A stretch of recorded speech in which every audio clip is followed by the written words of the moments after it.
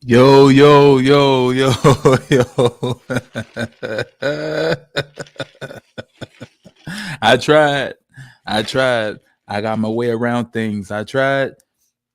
Hey, YouTube on it. I can't blame them. I can't be mad. But it was definitely worth a shot, right? I told you I got a backup just in case things go south. I'm from the South. So we always got a backup in case things go south because we always from the South. We already from there. So we here, y'all. We here. WWE SmackDown. Okay. Now we are 2 nights away from AEW All In.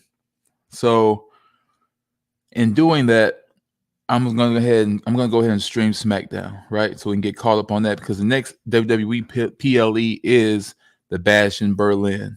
So I know that's like a week and a day away. That's like 8 days away. But you know what I'm saying? I'm excited for it. I'm happy for it. I'm hyped. I'm ready. I think it's going to be a really good one. You know what I'm saying? So I'm here for it.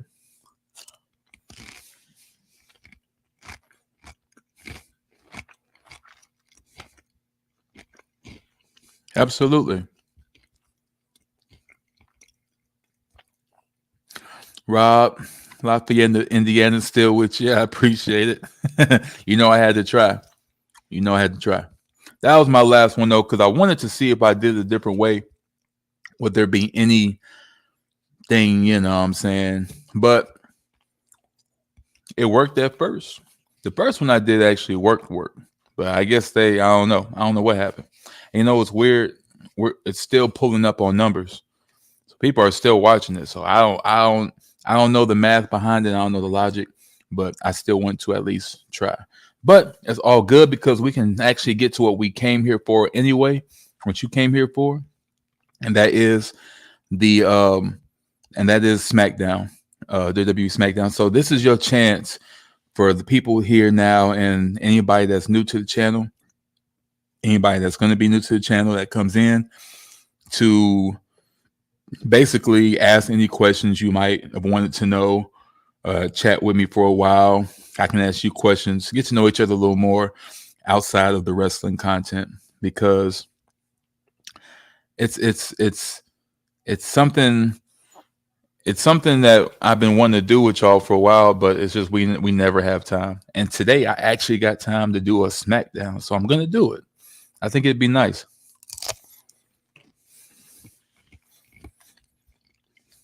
Rob says, Cyphermon, I let the movies alone. Just oh, trust me, no more. That was it. That was it, man. No more. They gave me a warning. They gave me a warning too. They said, "Look, man, it's your first time, so we're gonna let it go. But don't be playing." I'm like, "All right, bet. Yeah, you got it. I ain't gonna mess with it. You got it." I'd rather them do that than to get all the way through it and they be like, "Nah," and then snatch it away. You know what I mean? So I appreciate that. Rob said, "You still going live for All In? If so, which match you looking forward to?" Um, I'm definitely looking forward to All In. I'm definitely going live for it. That's for sure. Um, I might have somebody on there with me.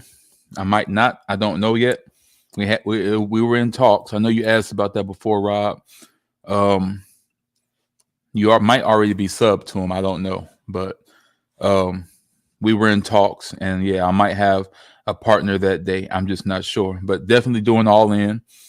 As far as which match, I don't know. I want to say the Swerve versus Daniel Bryan, but I feel like there's other matches on there that I feel like would be better. Like maybe I don't know if Kenny Omega and Okada are gonna go and have their bout or not.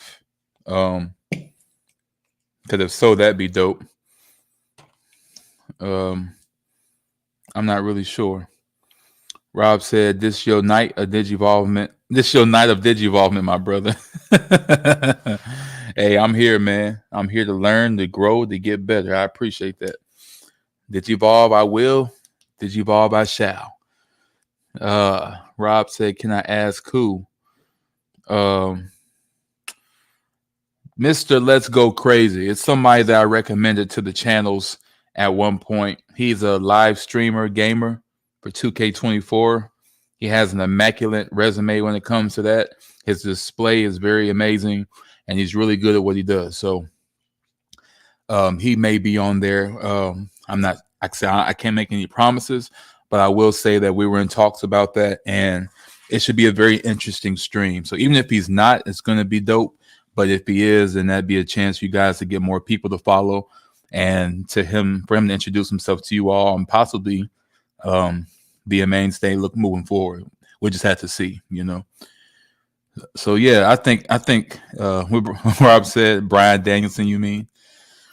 Rob said, I don't know, let's go crazy, but I'll give him a shot. Yeah, I know you'll like him, man. He's real cool. He's somebody that I seen on here after recording some material for my channel, and his channel just popped up with a live stream for 2K, and it was just really good. His arenas were dope.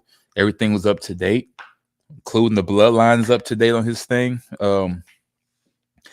It's just an impressive layout. So I know you'll like it. He knows his wrestling, and he's a fan of the sport. So you'll like him. You'll like him. Yeah, I'd say Swerve and Brian Danielson. If not them, then Okada and Kenny. I don't know too many matches on there. I heard Darby Allin was having like a coffin match with Jack Perry. I just look forward to the whole PLE. But I think mostly, to be honest, I think the one match I'm looking forward to most probably is Will Ospreay and MJF, because Will Ospreay is my favorite wrestler in AEW, hands down. Swerve is too, but Will Ospreay is. You see what I'm saying? Ballet said, okay, we're back. Thank you for switching back, Ballet. I appreciate you. I had to try it. I wasn't sure if it was going to work, but I had to try it. Rob said, can you make an action right now? Okay, bet that. What's happening? Rob says it was happening in the Ballet. MJF, my favorite wrestler of AEW. That's what's up. So your favorite wrestler versus my favorite wrestler. Who you think going to win, Rob? Because Swerve and Will Ospreay are to me like Lil Wayne and Andre 3000. Like Lil Wayne is my favorite rapper, period, of all time. But Andre 3000 is my GOAT rapper of all time. You see what I'm saying? Like one's my favorite, but I know the other one lyrically is a little above them. But I prefer the other one, Wayne. So the same thing with Swerve and Will Ospreay. Swerve is my favorite in AEW. But when it comes to watching matches and who I want to see more, Will Ospreay. So he's my GOAT over there as far as performers. I don't feel like nobody's better than him over there. But I also, Swerve is my favorite, though, when it comes to the whole package. So it's like that. You know what I mean? Belly said, bruv. I think he's going to get his title back. I really do. Rob said MJF gonna win. I promise you, brother. Oh, okay. We'll see. We will see. I will be there. You will be there. We'll all be there, and we will see. It's gonna be a classic. I don't know how they was to top their hour-long, pretty much Iron Man match. I don't know how they're gonna top it, but they're gonna top it. We gotta see. It's Wembley. You got to top it. Mm-hmm.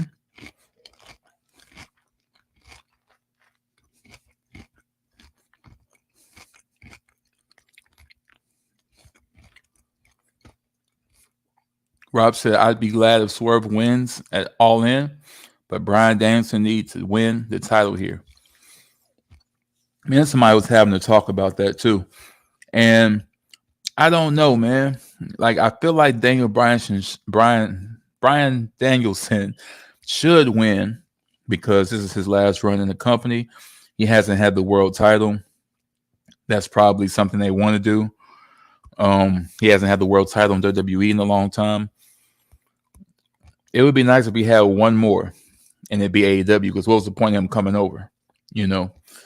But we're in the middle of the Swerve era.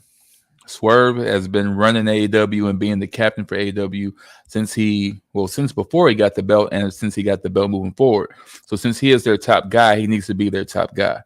They had him beat Will Ospreay, which they needed to do. It was by certain means that weren't, the most justifiable, but at the same time, that's y'all guy. He has to win. I know Will Ospreay's y'all favorite new toy, but he can't win every match. He can't have a title match every week. He can't win everything. You have to make it make sense. So that one I'm kind of mixed on because I don't want Swerve to lose his belt already. It would be very anticlimactic. But Daniel Bryan needs to win. I would assume needs to win the belt, before he's done. But knowing him, he probably don't even want the belt.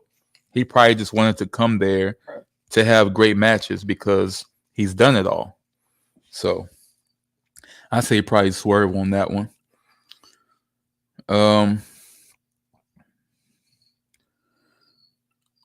Rob said, I'm also looking forward to the Mercedes Moné Britt Baker match. Now keep in mind it's only Britt Baker match I'm looking forward to. You don't like Britt Baker? You don't like Britt Baker? Mercedes, I think Britt Baker is definitely going to win because Mercedes, even though I like her, she shouldn't have beat Willow Nightingale for the belt. I think that was one of those hype wins, and I don't like hype wins. Hype wins when you have somebody that's joining the company and they win just because they're new to the company. I don't like that. I get it, but I don't like it, and that's exactly what happened. So she definitely needs to lose it to Britt Baker for sure. Rob said, in fact, let me make a change. MJF and Swerve are my favorite wrestlers at AEW. Okay. MJF is definitely my third. If it wasn't for Swerve and Will Ospreay jumping over there, MJF would have been my favorite because he was my favorite even back then before they, was not letting him wrestle. I saw him wrestle a little bit during his early years, and I was like, they must be preserving him because the guy can go with the best of them. I can tell by the way he moves that he's way better than how they present him. So when they finally pulled the trigger, world champion, big stage matches, you know what I'm saying? He showed him like, yeah, I can actually go for real. And he did. So I respect it. Ballet said the young buck teeth. Y'all in these names, man. Young bucks, young fucks, young buck teeth needs to give up those titles. Who are they defending it against? Ain't it like a trio tag team or London or something? London ladder? Because whatever London ladder match that was, I thought the concept was dope. So I don't know. I like to say that I'm looking forward to that. And please, everybody, please hit that like button. I appreciate you guys. Again, I know you hit the like button on the first one, but please hit it this time. I appreciate it. This one ain't going nowhere. Robert said, did you watch John Cena Club Shay Shay interview by chance? No, I didn't. I didn't know he was on there. I'm definitely watching that. That's good. I'm sure that's interesting. Hearing John Cena try his best to keep it real for a change. I'm telling you, I never liked publicly, what's it called? Politically correct John Cena. I never liked that. I first heard politically correct John Cena back in 2007 when Chris Benoit died. He was speaking on behalf of the company and stuff. He sounded so corporate, it just didn't make sense. I didn't like it. That's like you posted. I know he spoke as if he was definitely the face of the company, which he was. He was John Cena, WWE champion on Raw. He was that age, that time. So he's the face of the company. But he just sounded so, it's on behalf of such and such. It's not legally right for something. I'm like, what? What happened to the thugonomics, bro? What happened to hustle, loyalty? You all that, you just start turning to this white suit guy from Scotland or so. I don't know. It was weird. It was crazy. But yeah. But my point in saying that is he always in these interviews tries to talk like this as if he has a higher class, as if he's better and higher learning than how he presents himself on TV. And my entire thought and preference of that, like that's how he talks. And maybe he was already like that. Maybe that is the case. But I'm not a fan of that form of Cena. You know what I mean? Robert Brown says Britt Baker ain't my cup of tea. Okay. Ballet said Britt Baker is just okay. I'm gonna have to see her because I haven't watched her and literally since they first started AEW. I seen her that first year and it was like she has a lot of like fan support. People love her. But I don't remember any distinguishable moves besides her finisher that had me like, oh yeah, she the real deal. You know what I'm saying? Like Tony Storm. I know how Tony can get down. And this gimmick she's in now really helps portray that in a weird offset way because she's supposed to be like this 1920s Marilyn Monroe, you know what I'm saying, bootlegger lover chick, you know, black and white Hollywood movie, but she can beat your ass like in the ring with these moves. But Britt Baker, I just never got it. I just know that she always was in brutal matches back then. So maybe, you know, she's not as good as one would think. You know, I just don't know. I haven't seen her in a long time. Britt Baker's just okay. Ballet said, I hope Jamie Hayter shows up. I hope so too. I keep hearing her name, but I can barely remember her either. I heard she was I heard you have to be a hater to not really like her. Ballet said, I do not want to see Chris in his wrinkle chest versus Hook the cat burglar. Oh man, Chris, all the memes that we saw. Remember Chris Jericho, and then they had the side by side with Brian from Family Guy when he had his wrinkled skin. It's bad, you know. And the thing is, it's like nobody's even like coming at you because of your body like that, bro. You are over 50. We respect that you are doing what you do to this day. Sting was 62. You know what I'm saying? So we get you. We understand. We appreciate you. Appreciation. Jericho Appreciation Day. We appreciate that. But like, bruh, read the room. Like, you know you older. You know things ain't in their right place no more.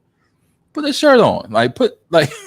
I'm just saying, nobody's gonna look at you like the old man if you put a shirt on. Put a shirt on, a double strap singlet, something. But like wrinkle chest, bro. No, man, nobody trying to see that. But they said, hi guys. Always good to see Ballet and the gang. Rob said, I don't like hype wins either, but Britt Baker, a drama queen. I hope they extend the feud between Mercedes Moné and Britt Baker. If anything, they should main event All In because of Britt Baker returning that FD. That would be interesting. Like I said, I gotta see, man. And like Mercedes Moné, I like Sasha Banks. I really do, but it's just one of those things where you kind of have to see their resume because people talked about Becky Lynch so much. And I thought Becky Lynch was good, but I never thought she was like, oh my gosh, Mount Rushmore. I never thought that. But every time I talk to somebody, they always like talk about her as if she's like the best thing. And I was just like, I thought Becky Lynch was good, but I didn't look at her as like, oh no, she needs the belt. She's like, the hype was there, but the moveset wasn't to me. And like, I feel like that's where I am with like Mercedes Moné. Like the hype is there. I know how she can get down, but like the best I've seen from her was like her versus Bianca Belair at WrestleMania and versus Bayley at NXT TakeOver. Everything in between that, everything just didn't seem as impressive. Like, I know what she can do, but it just wasn't displayed enough for me to be convinced that she's like the biggest deal, you know, as opposed to somebody, like I said, a Tony Storm and Athena, a Willow Nightingale, and there's so many other talent out there, a Bianca Belair. Like, these people are like noticeably really, really good in the ring. Rhea Ripley, you know what I'm saying? But like people like Liv Morgan and Becky Lynch, and I don't know. I don't really get it. You know what I'm saying? And I'm not no hater. I'm just saying from what I see. Ballet says John Cena and his thugonomics shtick was just that, a shtick. Yeah, I believe you. You know what I'm saying? I do. I was just hoping that it wasn't so polar opposite. It definitely was. You know, some people are like at least close to their gimmick. I don't like the opposite people. I don't like people who are just completely opposite. Randy Orton is not opposite from how he is on TV. Randy Orton is very much the same as he is in TV. The only difference is him and John Cena are best friends. That's the only difference between him and himself on TV. Other than that, if you see Randy Orton, he's just Randy Orton. Even on TV during matches, entrances, he's Randy Orton. Those are he's at the Brock Lesnar status to where he doesn't have to be in character anymore. He's famous off his name. He can go to any country and they'll sing his song. It doesn't matter if he's heel or face, he's that guy. So that's why Randy Orton's having so much fun and doing random stuff now, because there is no gimmick. He's literally being himself. I like wrestlers like that. I think those are the ones that last the longest and are the most respected, as opposed to this whole entire different gimmicks I'm supposed to be invested in now because, oh, okay, you're playing a new character. So now I got to act like this is you. When in reality, it really ain't. But that's just me. I'm really big on being true to yourself, but blending it in with your character. Kind of like Ryan Reynolds and Deadpool. I don't see Deadpool and then see Ryan Reynolds and like, oh, these are two opposite people. To me, they're the exact same. Ryan Reynolds is Deadpool in real life. That's how he acts. That's how he talks. It makes sense. So when I see him as Deadpool, it's perfect. You know what I'm saying? So that's the type of stuff I like to see. I don't want to see Ben Affleck as Batman, to where he's supposed to be this badass superhero vigilante, but then in real life he's just some casual, hey guys. I don't like that, man. I like it to be real. You know what I mean? Okay, you was talking about Forbidden Door, Robert, when Britt Baker returned that Forbidden Door. Oh, okay, but she sure did. I remember making a clip of that. Rob said, I hope Jamie Hayter returns and costs Britt Baker the TBS title. That'd be nice. Chris Jericho needs to retire. Maybe Hook will put him on the shelf. Hook, line, and sinker. Ballet said, Hook always wear that black hat over his eyes like a burglar. Does he? I don't even see Hook enough to really just... You know what? Hook got one of them faces to me that's like, I really wouldn't know who he is outside of AEW if I just casually saw him. I wouldn't see him at the grocery store and be like, yo, that's Hook. He doesn't have that distinguishable of a look to me. So he looks like somebody's angry teenager who locks himself in a room screaming at his parents. You know what I'm saying? So, but I like his in-ring skill. It's like silent, but don't play with me. I like it. The burglar. Chris Jericho and draws. No, come on, Rob. Is he? No, bro. Come on, man. That's when you know you're in denial. That's when you know you're in denial. I gotta take a bite on that one. Hold on.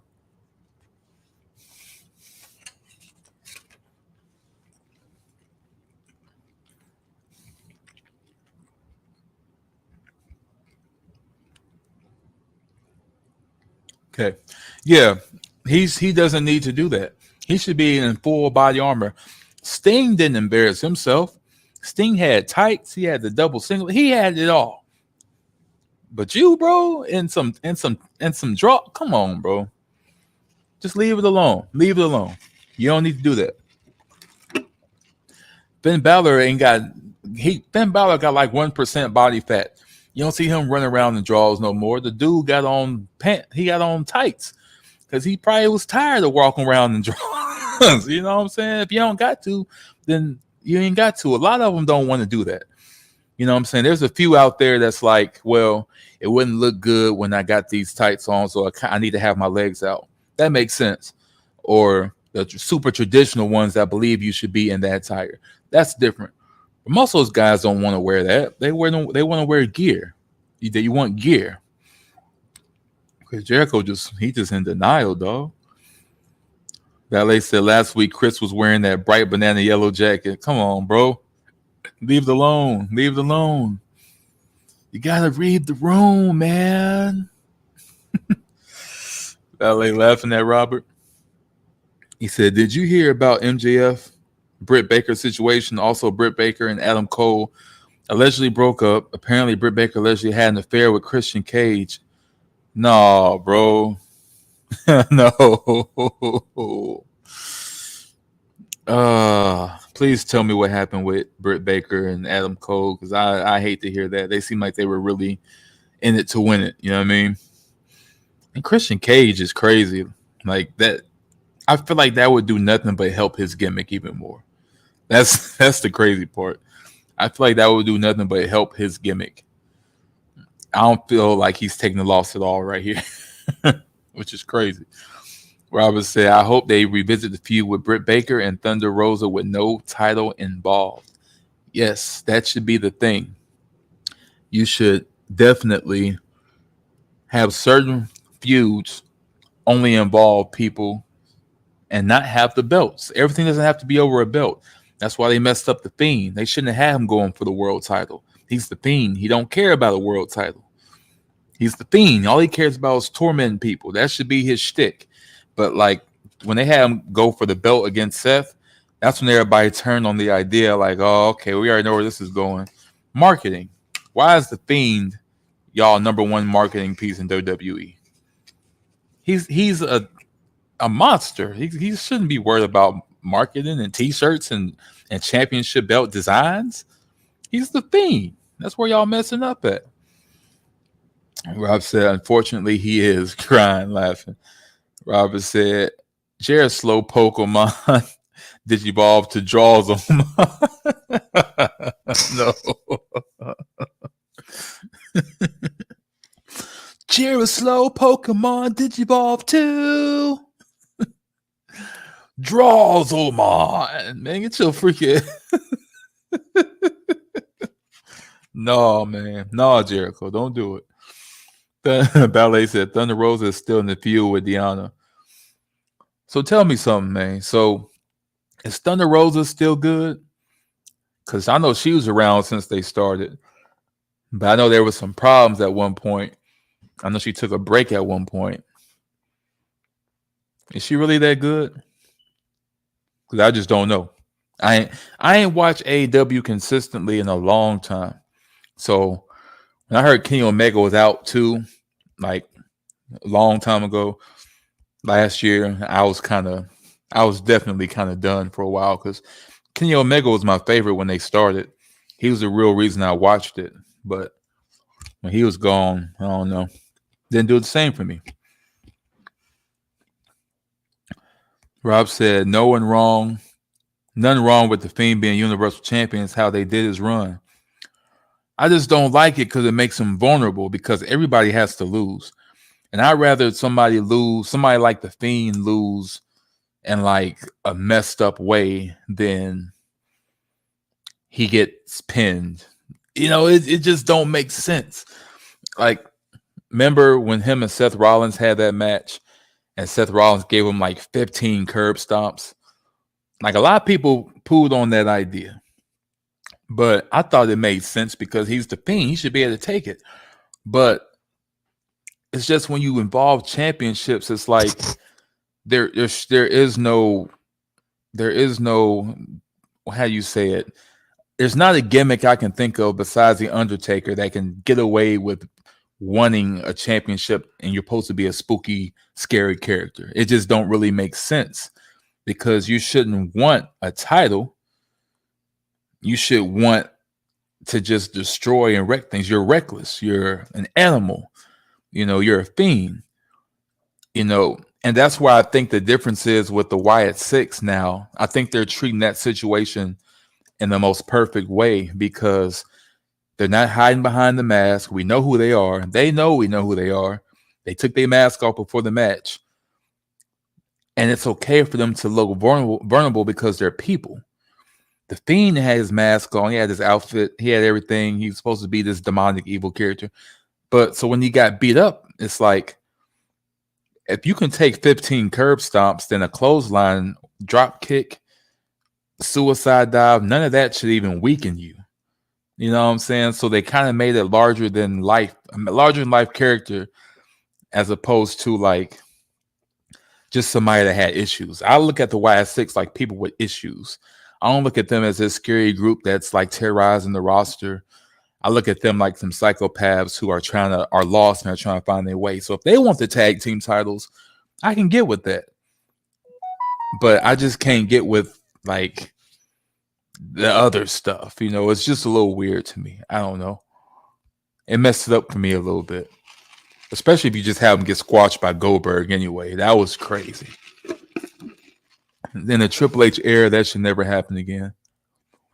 Ballet said, I like Thunder Rosa. Rob said Thunder Rosa has a back injury. Man. Rob said they could have had him lose the title in a triple threat match. Exactly. That would make sense to me. Have him in a triple threat and have somebody pin somebody else. Don't even have him involved. And you can actually get away with that multiple times because it's like he has a title, but he loses it without losing it himself. That would make more sense. So I like that idea. But like getting pinned off of a spear, you're the Fiend. Like that, it just doesn't make sense. It just don't make sense. You remember when the Undertaker was like the dead man? He kept coming back, and it was like prime Taker too, like 2005 to 2009. You had to do like everything to even keep him down, because you know what he would do? He just rise up. You had to hit him with chairs, ring bells, steps, a pole, announce table, an announcer. You had to throw people at him. You had to hit him with the referee. You had to do something to keep the dead man down because he would not stay down. And it's like they just don't they don't really do stuff like that no more. And it's good in a way, but if it's done correctly, it can still happen. And that's why I hope they don't mess up the Wyatt Six, because right now I see perfection. Ballet says Deonna Purrazzo was in a feud with Toni Storm, and then we blinked and she was with Thunder Rosa. Oh, really? Wow. That fast, huh? Rob said, imagine a blood and guts match with the women. Oh, man. You know what? And that's scary to me because I don't like seeing women in pain, like in real pain. But I know that they're tough, but I know they're, especially in AEW, they're going to want to outshine the men and prove a point. Like Britt Baker and Thunder Rosa did back in the day when they had their bloody match. Like I get what they're doing, but I feel like they would just do some crazy stuff.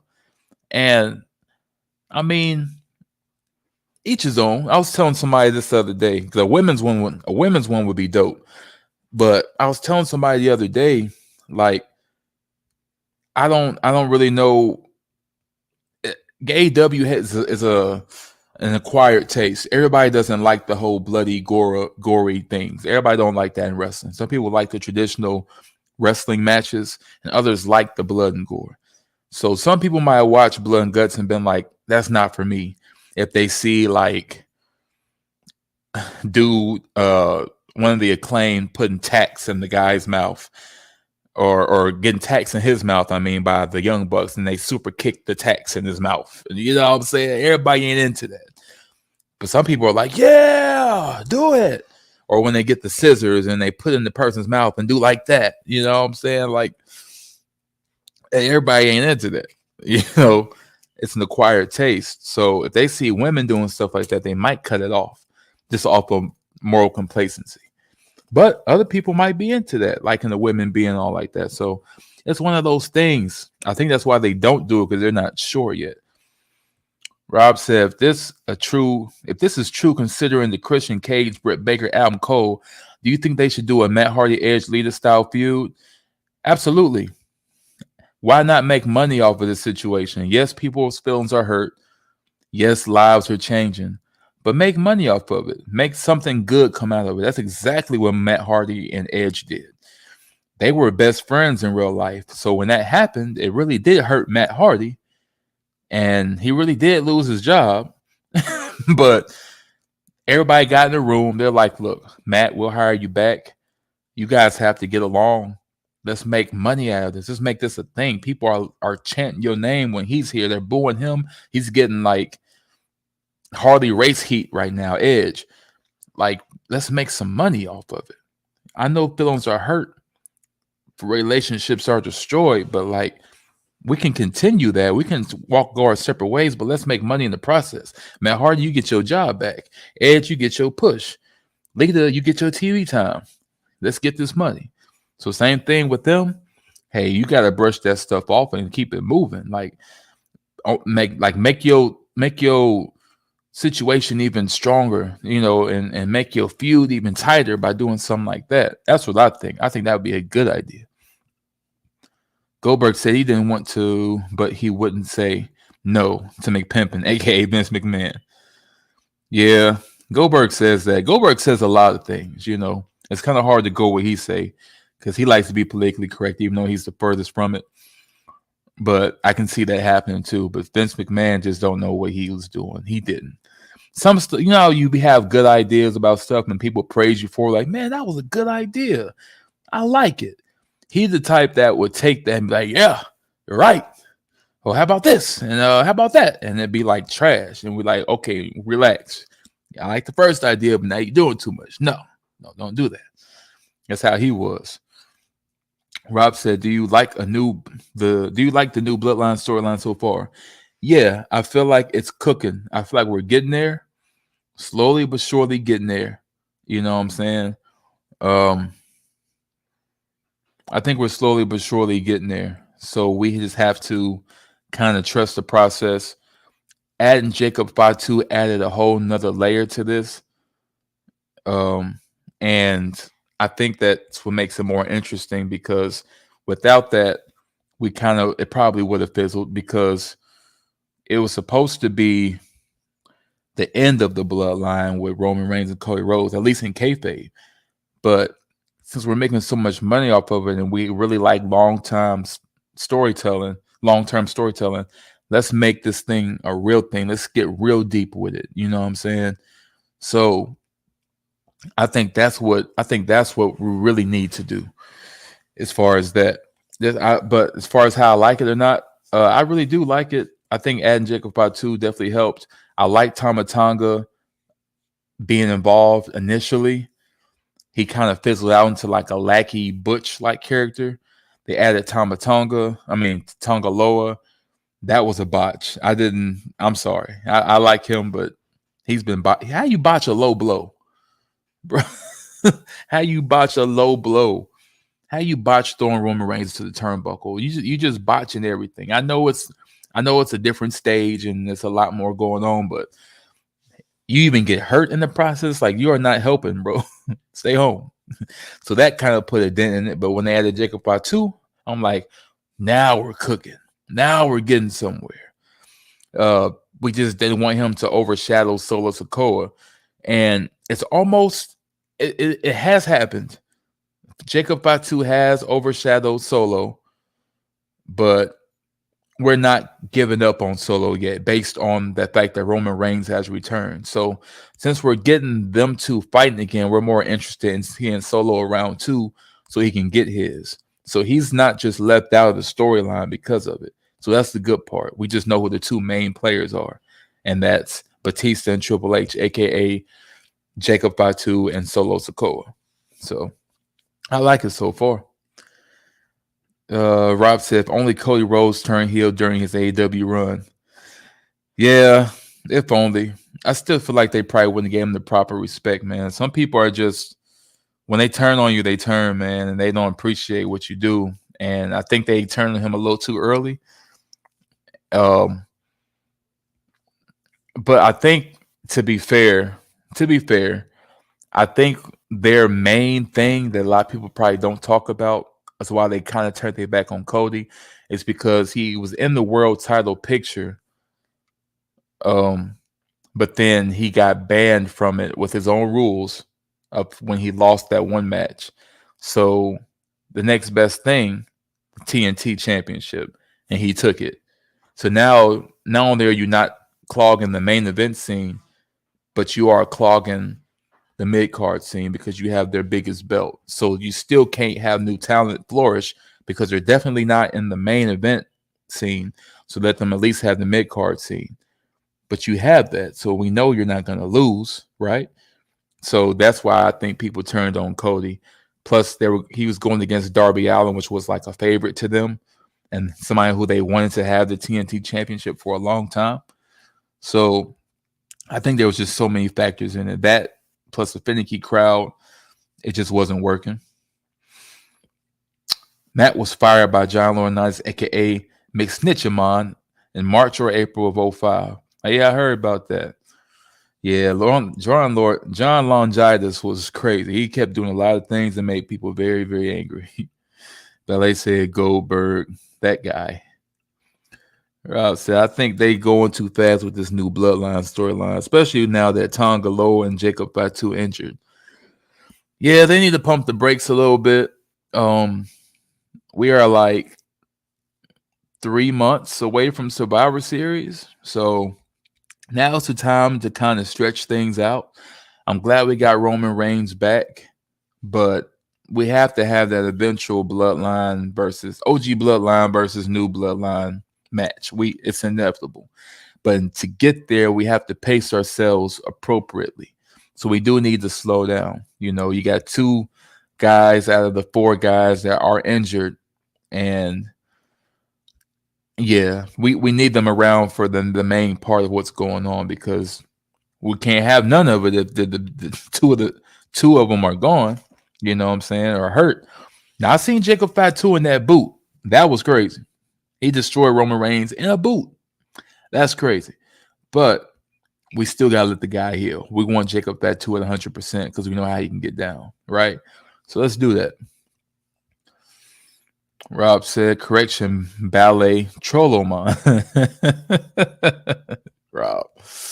Laughing at Robert. Ballet said, what do you see happening with the bloodline? I see them stretching this out somehow to WrestleMania because The Rock will be back. He will face Cody. We already got that locked in. But we got to get there at some point, and we all know that The Rock was tied to the bloodline before he left. So we have to tie that story in at some point. You know what I'm saying? Whether it be The Rock return at Survivor Series to be on Roman's side and Jimmy there and Jay there or something. I don't know. Whether it's that or something else, we need to have The Rock come back. So I think it ends. I don't think it ends with The Rock, but I think we need all the pieces there first. So this bloodline thing, I think, is gonna keep going as long as they can. When it fizzles all the way out, I think they'll stop. But right now, this is their bread and butter. So I think it's gonna go on as long as they can do it. And Roman Reigns' family tree is extensive enough for it to last as long as they need it to. They got so many members of their family. So yeah, they can do it as long as they want, be honest. Rob said they added people to the new bloodline too quickly. They was kind of spamming folks like every other week, seemed like. Or every other pay-per-view. They just kept coming. Yeah. I heard Zilla's on his way. It's just so many people that could be added, but we don't want to just have, we don't want to just make it, we don't want to just spam bloodline members. It has to have some type of weight to it, some type of significance. So we should definitely do that. Belly said, did he use to botch in New Japan? I don't know. I heard, somebody told me before he really got in there that he was trash, but I didn't know because I never watched him. So when I first see him, I'm like, I don't think he's trash, But as the more things kept unfolding, I'm like, maybe he is trash. I don't know, because he just kept not doing stuff. His ring chemistry was off. He kept botching everything. But from the clips I saw, he was doing good with Tama Tonga. Maybe they just didn't show all the botches, but they was on point. So, I mean, everybody knew Tama Tonga was about that. But Tonga Loa, I never heard of him till now. So, I don't know. Bally said maybe he is nervous. He acts like he's nervous when he's in the ring. It's like Tama Tonga is more so ready to me, but Tonga Loa is like still trying to get accustomed and used to what's going on. That's how it comes across. You know what I'm saying? I don't know if he's nervous or not, but that's definitely how it comes across. Rob said, yo, Cyphermon, do you find it ironic you and Chris Jericho digivolved on the same night? Wait, was his birthday yesterday? Or today or something? Because I didn't know. But that'd be crazy. Cody shouldn't have took himself out of the world title picture. Yeah, he shouldn't have. He should just stay there. I don't like when they do those stipulations. Like, if I lose this time, I'll never fight for it again. That's what messed up the Street Profits, because when they lost on Raw, they couldn't challenge for the tag team championships ever again. So they didn't. And the only reason they challenged for it this time is because the titles got split. And that was their loophole. We're on SmackDown now, so we couldn't challenge for the unified tag team championships, but we can challenge for the SmackDown WWE tag team championship. It's a different championship. That's the loophole. So it would only make sense for them to be able to challenge now. I don't like that stipulation because it kind of ruins the output, and it also makes things just that more complicated to where you have to write around the fact that they can't challenge for it no more. Rob said, do you think they should extend the Mercedes Moné Britt Baker feud or no? Yeah, why not? But you have to make it brutal, like Britt Baker would make it brutal. You have to make Sasha Banks work for that clout, because we all know how she can get down. We all know she's nice, but I want to see her in an extreme situation. You know what I'm saying? What's she gonna do when stuff starts getting crazy? If Britt Baker puts that submission on her with some pliers in her hands or something, it has to be like a street fight. I want to see them get down and dirty. It can't be no regular wrestling match. I can't.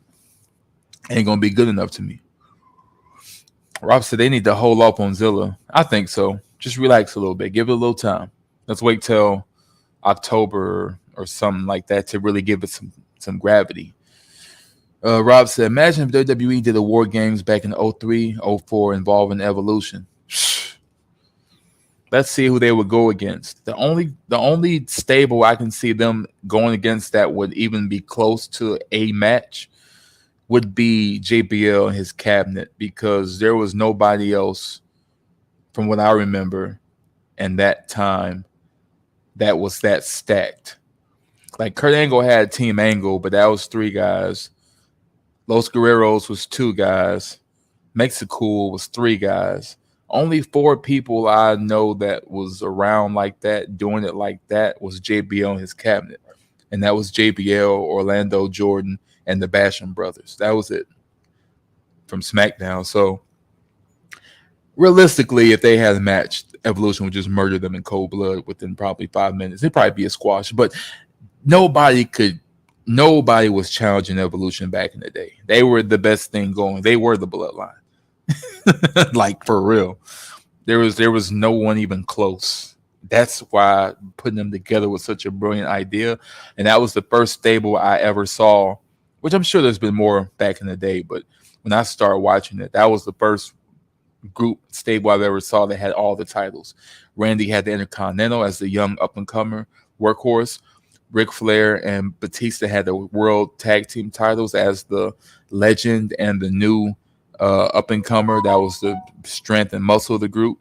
And Triple H had the world title, of course, as the leader and founder. So I think that's what makes the formula for a great stable. But they would squash people, I feel like. Valley said their younger brother, Hikuleo from New Japan, is on his way too. Are you serious? No more no more members, no more locked doors. For real, man. Seriously, we can relax a little bit. Rob said they at one point somewhat did that in 04 with Randy Orton, losing the rematch to Ric Flair. If Orton won, Orton would have got a chance to wrestle Triple H for the world title at Survivor Series. I think I remember that.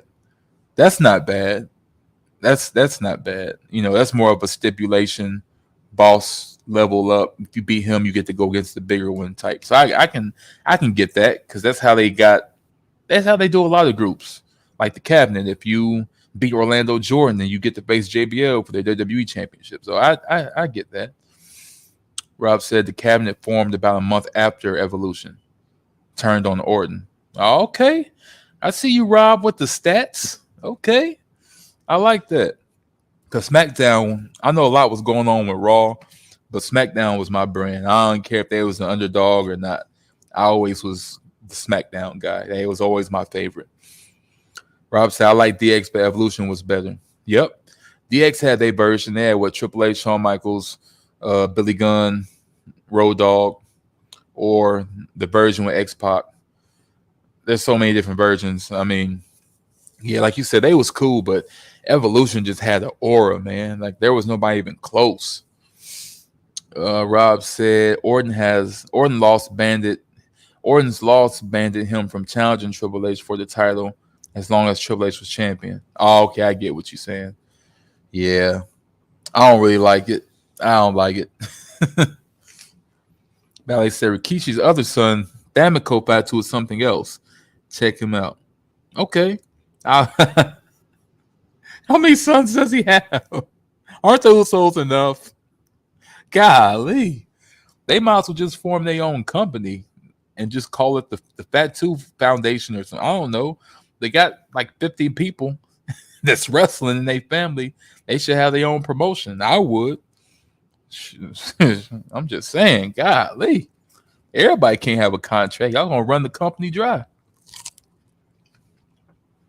Bacon wrapped shrimp. My goodness. Rob says Shawn Michaels formed DX, but when Triple H took over, DX was on top of the world. Oh, okay. Mm-hmm. Ballet laughing. Yeah, the Fatu Foundation. Make it happen. Y'all got the whole roster. Y'all got women too. I would. Who needs WWE? We got the whole family. And we're all getting paid. So that means our kids are getting paid. When our kids grow up, they're going to be wrestlers. They're going to get paid by us. Family. Rob said, Rikishi don't know how many kids he got.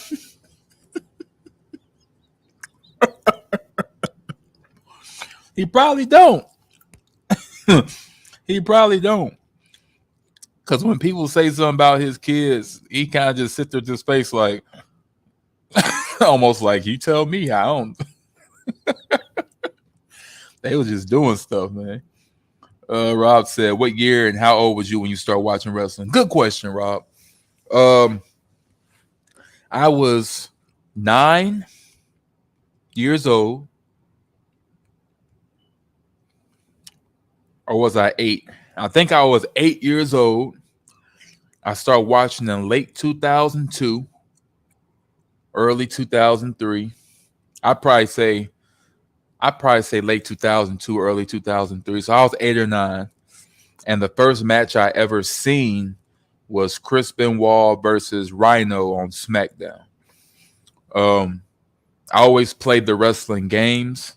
So I always knew who people were after I played the games as a kid. So I just played the games. I had cousins, friends who always had wrestling games. So I would naturally like wrestling because of the games. So we'd fight with the games. And I see all these people that I don't know, but I'm like, hey, he looks cool. He has a red mask and long hair and muscles. His name's Kane. That's a dope name. I'll pick him. He looks like he can beat somebody's ass. Baruch, big, black, strong dude. Fine. I'll take him. He looks dope. Stone Cold. I can't seem to beat him to save my life. So he must be good. I'll choose him. You know, I didn't know these people in life. I just saw him on the game first. So when I saw him on TV, I'm like, oh, that's Kane. That's such and such. That's RVD. You know, all that. So, yeah, that's how it started. So, and it was on SmackDown. SmackDown was on UPN. I was scrolling down the channels. I landed on that. I saw those familiar faces, and I'm like, oh, I like this. What's his name? Chris Benoit? Okay, yeah, I like Chris Benoit. And then I heard him get announced another match later. I was like, oh, Chris Benoit. Okay, sure. And that's how he became my favorite wrestler at that time. So it was very interesting. I didn't know those guys. And I used to always play Hardcore Holly on the games because I liked his drop kick. Because on those old WWF games, Hardcore Hollies, a lot of they drop kicks, but mostly Hardcore Holly and Stone Cold, theirs sounded like you was hitting bowling pins with a bowling ball. That's the sound effect they use, and it was dope. So when I saw him on TV, people were feuding with Brock Lesnar. I'm like, wow, this looks unrealistic. I can see Brock Lesnar murdering this guy. But I like Hardcore Holly. That's like, it was just a different time, man. But that's when I started watching it, and that's when I started liking it. And plus, I didn't have cable at the time, so UPN was on basic TV. So I didn't know about Raw till like a year or two later. So it was its own thing. Rob said Rikishi was training Bow Wow at one point. Come on, bro. You serious? You playing, right? That can't be true. Are you serious? Bow Wow? Bow Wow was smaller than the cruiserweights. Bow Wow couldn't.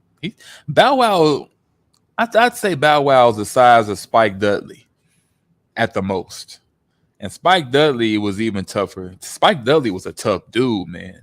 He weighed 150 flat, and dude was tough as nails. I thought he was tough when I watched him back in the day. He was even tougher in ECW. That guy was crazy. You should see his interview with Maven. That was a good interview, or how he watched the matches that he had. Rikishi got a daughter too. That's what I'm saying. She probably wrestled, and she about to make money too. We started at the same time. That's what's up. Heck yeah. I was watching wrestling in 04, but 06 I was watching wrestling on a full-time basis. Also, you was there when Perk Angle was around. Kurt Angle was tearing it up in 06. Wasn't nobody killing it like Kurt Angle in 06. Kurt Angle he had like a third, what's it called? A third wind. Kurt Angle was getting it. Rob said, I wish I was playing, but Bow Wow was that. Really? What was Bow Wow gonna do? Ain't no way, bro. I guess they both shook hands and was like, this ain't gonna work, dog. Rob said, Bow Wow said he was a wrestling fan too. Yeah, you can be a fan, but you better not get in that ring unless you know what you're doing. Bad Bunny knew what he was doing. He was trained by real people. Bow Wow, no. You don't see Wale up in there. Wale been associated with the WWE for years. You don't see him out there. Don't do it. Don't do it. Ballet said Ricochet Dar looks like him with a wig on. Oh my gosh. Please no. Oh man. Y'all should see Brock Lesnar's daughter. That don't look like nobody's daughter. I'm sorry. That looked like an AI man. That looked like a robot man with a copy face of Brock Lesnar and a cheap blonde wig. I don't know what that is. No disrespect to his daughter, but she looks like a guy, like muscle, not just muscle, face, everything. She looks like him, like Brock Lesnar got younger. It's insane, but she's really good at shot pool. And she's really good. All right, y'all, we got 5 minutes on that. Ballet said robot man. I couldn't. That's all I got. We got 5 minutes till the show starts. SmackDown. Finally get to do SmackDown live for the first time. Thankful I'm finally off and get to do that. And in the meantime, before we get started, I'm going to go ahead and play this hero song one more time for those who haven't heard it, for those who have heard it once, and for those who want to hear it again. I got it down south, working its way on the radio.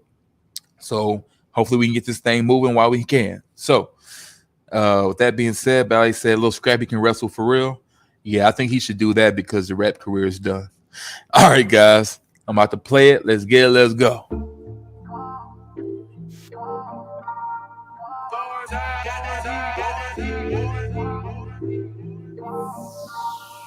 Yeah. Oh my God, I'm a hero. And it's like father, like son. That's my hero. Saving everybody. I ain't looking out for me. I pray for everybody.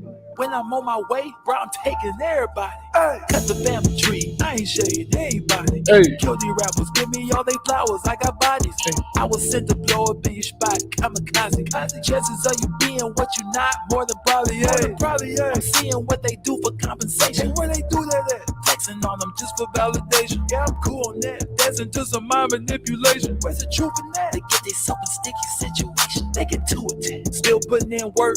Get it straight out the mud. Diamond in the rough, wiping off dirt. Hey. Big T around my neck, big T on big T-shirt. Hey. So much going on, make a brother not want to see Earth. Oh my God, I'm a hero. I'm a hero. I'm a hero. I'm a hero. I'm a hero. I'm a hero. Thank God, that's my hero. I know you see it. That's my hero. I know you see it. That's my hero. He don't even need a cape. G.O.D. That's my D.O.G. That's my P.O.B. Tatted on my arm the day he made me. That's my D.O.B. Always on time, 12 to 12 on the D.O.T. Take away my pain. That's my healer. That's my D.O.C. Dripping head to T.O.E. I'm headed to the T.O.P. I can't tell if they want to help or hurt me. That's a C.O.P. Either way, I'm guarded. God's on me. Yeah, be on me. Got plenty in the tank. That's my faith. It don't be on E. I know I'm the man, I know I'm a beast. I'm part of a plan, I'm part of a team. You give me a chance, I give you a 3, you know what I mean. God got me and I love to say that. Since a youngin', yeah, we go way back. Proud man, I'm proud to say that. Oh my God, I'm a hero. I'm a hero, I'm a hero, I'm a hero, I'm a hero, I'm a hero. Thank God, that's my hero. I know you see it. That's my hero. I know you see it. That's my hero. He don't even need a cape to be great. Ay. I know you see it. Ay. I know you see it. Ay. I know you see it. That's my hero. That's my hero. Yeah. I know you see it. That's my hero. Yeah. Oh my God, I'm a hero. Yeah. And it's like father, like son. That's my hero. Yeah. Oh my God, I'm a hero. Yeah. And it's like father, like son. That's my hero. He don't even need a cape. Man. Yeah. Yes. And it's like father, like son. That's my hero. I'm a hero. This is probably my favorite part in the song. Oh my God, I'm a hero, I got superpowers. Hey. Made an anthem for my father, I could loop for hours. Hey. I don't want the tree of life, I heard the fruit was sour. Hey. Who knew the answers to our questions only grew from flowers? Man, feeling great, God don't make mistakes. Every day I pray, every day I lay. Down to rest my body, all this working ain't no hobby. Got scars all on my body, devil think he really got me. I get it though, but that's pitiful. I got plenty flows, that's plentiful. I ain't got a mag, but I get it though, and put his body back on centerfold. Like whoa. If he come in, I'm ready for him. He can never catch me off guard. I got a lot of hope, I got a lot of faith, and I stay dependent on God. Ain't no pretending, I'm so ambitious. That's why you think I'm so odd. I try to help y'all, but we ain't even. That's why you think I'm so odd. Round of applause. I haven't changed. Hold that applause. People rub me the wrong way every day, and they ain't no back massage, no cap at all. Yeah. That's all. Hey.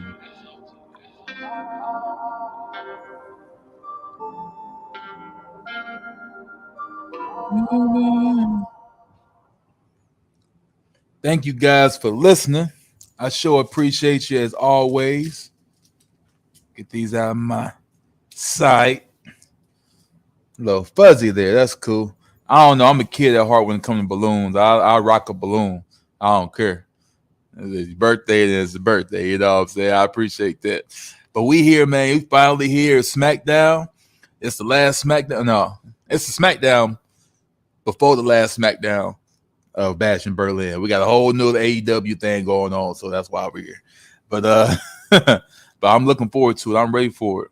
I'm ready to get this thing popping. You hear me? All right. Shit. What's up, y'all? Please hit that like button when you slide through. I appreciate it. It's your boy's birthday. So, you know what I'm saying? Look at the ticker. Look at the banner if you want to show some love. If not, then, you know what I'm saying? That's cool, too. So, I appreciate it. Either way, I just thank you guys for tuning in. You know what I mean? That's all I'm happy and thankful for. Another day, to be honest. Thankful for another day of living life. So, where we at? Oh, turn that down. It's starting now. SmackDown. You hear me? Get into these comments before I get distracted and forget. Robert said Bow Wow was laying on that screaming, I can't.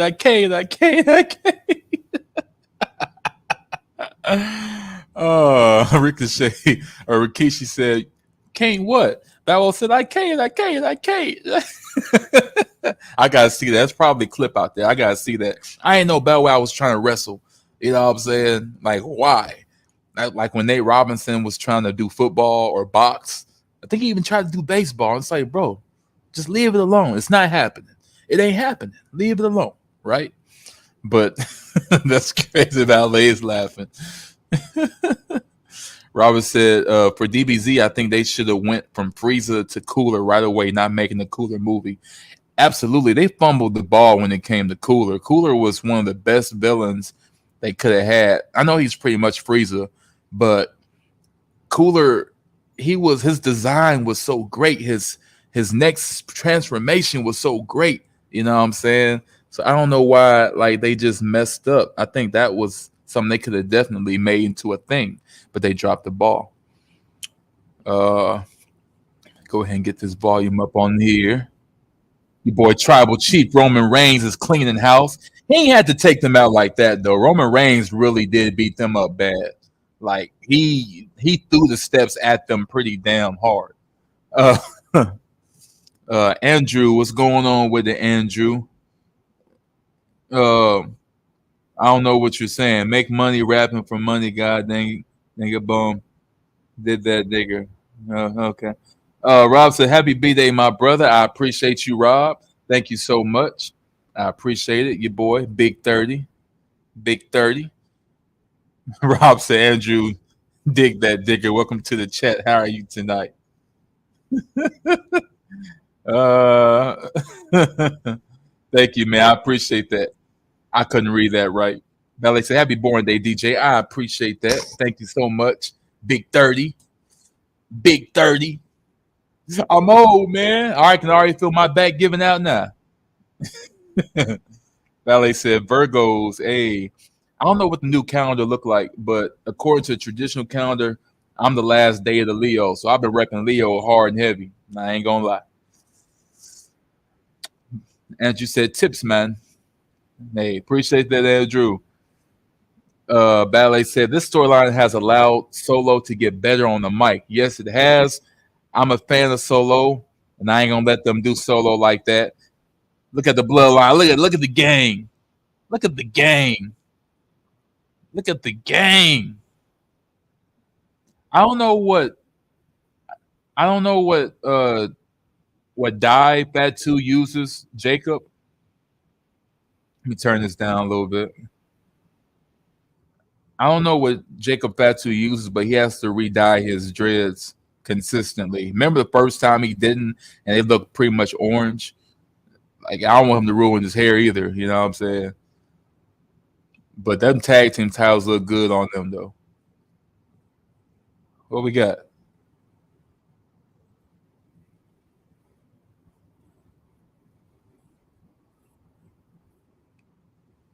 Oh, okay.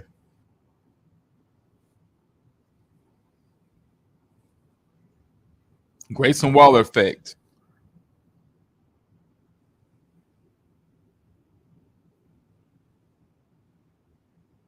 Look at these guys.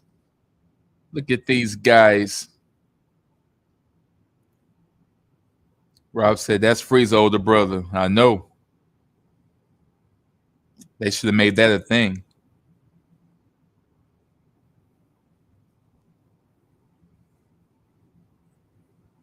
And David, happy birthday, DJ Envy. Appreciate that, bro. I appreciate that, dog. What up, Miss All Days Off? Happy birthday. I appreciate it. Thank you, guys. Y'all don't mind hitting that like button when you slide. I appreciate it. Whether you in or out. This is a very engaging chat. You know, if somebody comes through that's new, we have a lot of people that like to, welcome you. Like Robert, he welcomes everybody. So thank you guys for being involved. Robert said, welcome to the chat, David. How are you? David says, fine, on vacation. Getting some shut-eye and some rest. Ain't nothing wrong with it. I was watching WWF when there was no Raw. Oh, yeah, because it was just SmackDown. And see, I was so young. I thought Raw, with it being a flagship show, I thought Raw was first. And then SmackDown came. So I didn't even know that. Rob says, see if you can get SSJ9K on here for the all-in live stream.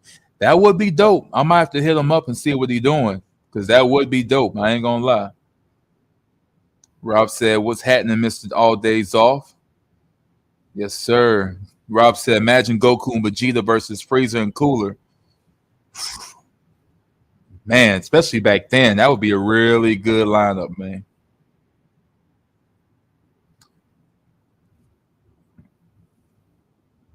Andrew said, nice. I appreciate that, Andrew. Cody's really milking these entrances, man. Hurry up. Hurry up. Look. Thank you. I was just saying that. Like, cut all that. We ain't got time, bro.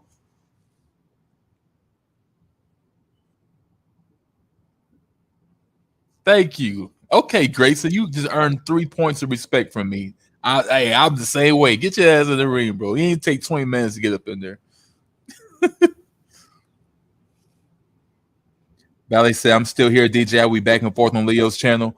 All right, Ballet, we'll be right here. I appreciate you always. All days off said, damn, you share a birthday with Kobe and Lil Yachty. Hey, I didn't know that.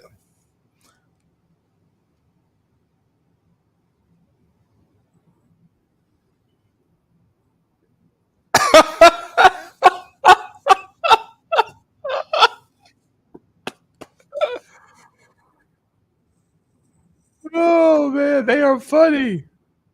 Rob, be right back, y'all. I got you. They is not letting Cody breathe.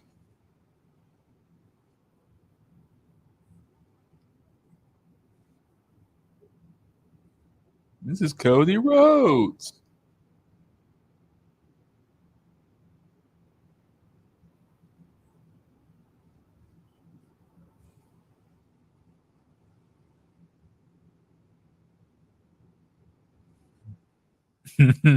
Cody trying not to laugh at Austin Theory flexing for no reason.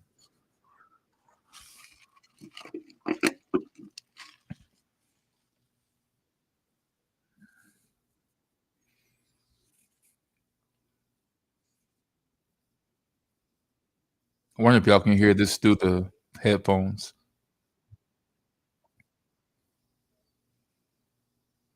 Why is he flexing in the background? Austin Theory, what are you doing?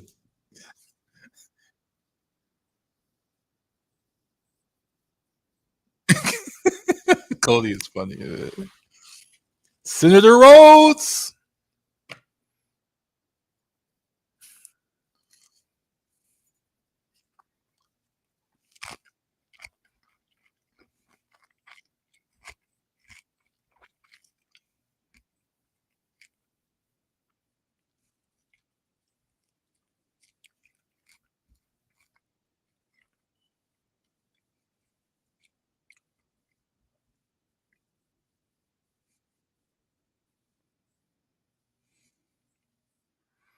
So Austin grew on you. Yeah, I always liked Austin. I never understood the hate, but they are funny. They are funny.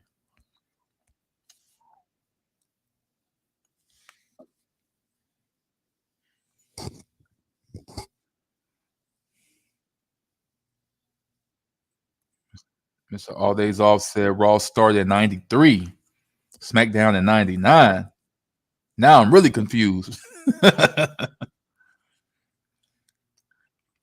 Bally said I started watching 1985. I heard that.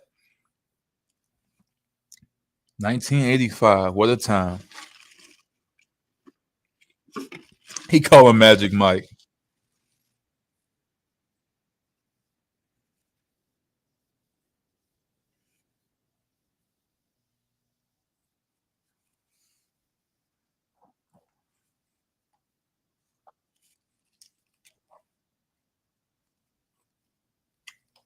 Okay. Sparking the Austin Theory face turn.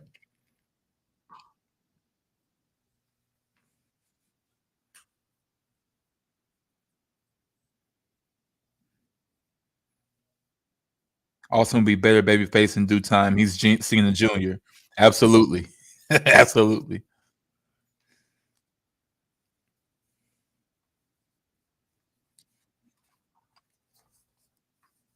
Uh-oh. All right. Video team.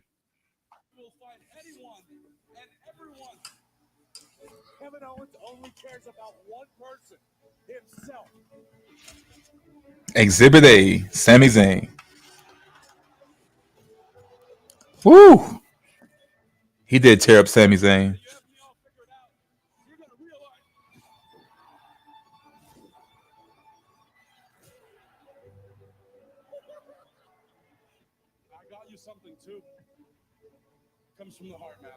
A new list. How come my name's on this? That was a good turn. Ooh. Dang, it's a lot of examples.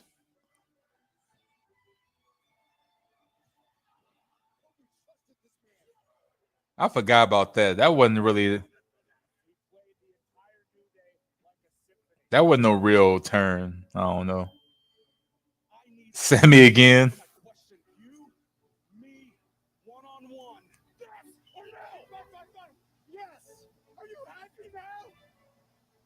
Now that I have the answer. Over the years, the roster should have learned you can't trust Kevin Owens. Okay. Wow. Look at Cody. He's just so over it, man. Like a good friend to me. Magic Mike. And here he comes. All these also nice little touch here. Appreciate that. You watching All In Sunday? Yes, I am, and I'll be streaming it too. I may or may not be by myself. I don't know yet. We are in talks, but nothing's inked. So, but I will definitely be here Sunday. All In. Dave said, I heard Samantha's husband left WWE. Yeah, Ricochet is no longer a part of WWE. I think he might have just signed to AEW. I'm not sure. But I think I keep seeing articles about that. For those not physically watching this, can you hear the show through these headphones? I'm not really sure. These are new headphones, so I don't know. They kind of had it coming, except for Kofi Kingston. He's great. That was on me, Kofi. I apologize again. But everyone else. Kofi, I apologize again. Right? And Cody, you and I have never had that kind of relationship. We've been close. We've been tight ever since we met. So that's not going to happen. And as far as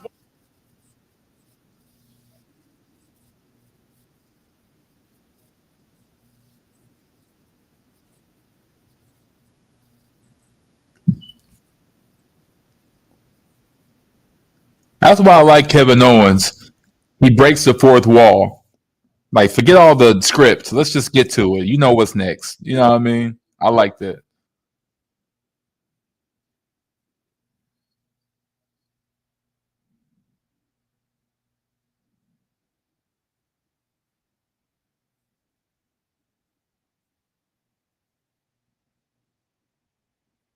He said, let's skip the part where we just make the match instead of us beating you up, tear up the set. You know what I'm saying?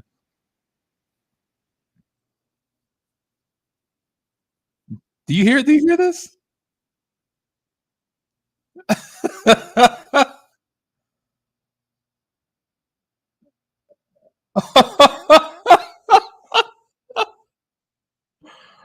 Oh my gosh, bro.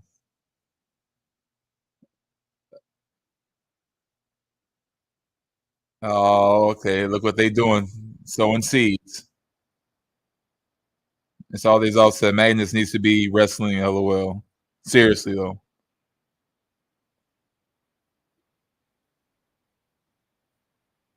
That's why if you're not a wrestling fan or not sure about it, like I said, now is the best time to start watching because it's different. These people are realizing that they're characters. They're breaking the fourth wall, you know what I'm saying? And they're really letting you know what's going down. Kevin Owens just broke character and broke the fourth wall like twice within 1 minute. He said, you know how things are going to go. We're going to go in there, beat you up, destroy the set. Somebody's going to convince the manager to make it a match in the main event. Let's just skip all that and make the match. Nobody really used to do that. Only Kevin Owens is the only one that does that. He's like the Deadpool of WWE. And he even said, hey, I know this segment's pretty much over, but do I have enough time to beat them up? And Nick Aldis is going to look at his watch and say, just make it quick. I like stuff like that because it adds a sense of realism to what we're watching instead of the typical, you know what I'm saying? You know what it is. You're not supposed to look at it from that. It's like, we know what it is. You know what I'm saying? It's the same formula. Teddy Long used to do the same thing all the time. He used to have like 6 people in there fighting, and then all of a sudden he'll come out and say, let's make it a 6-man tag. And it's like, you already see it coming. You know what I mean? So I like that. It's a sense of realism. You know what I'm saying? making something like that happen for real. I'm gonna plug up my charger.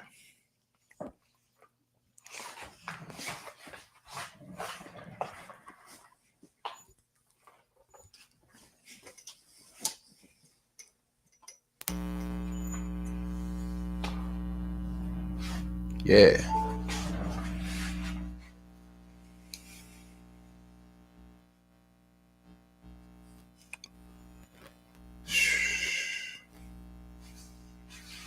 Yeah, it's really dope. I really like that.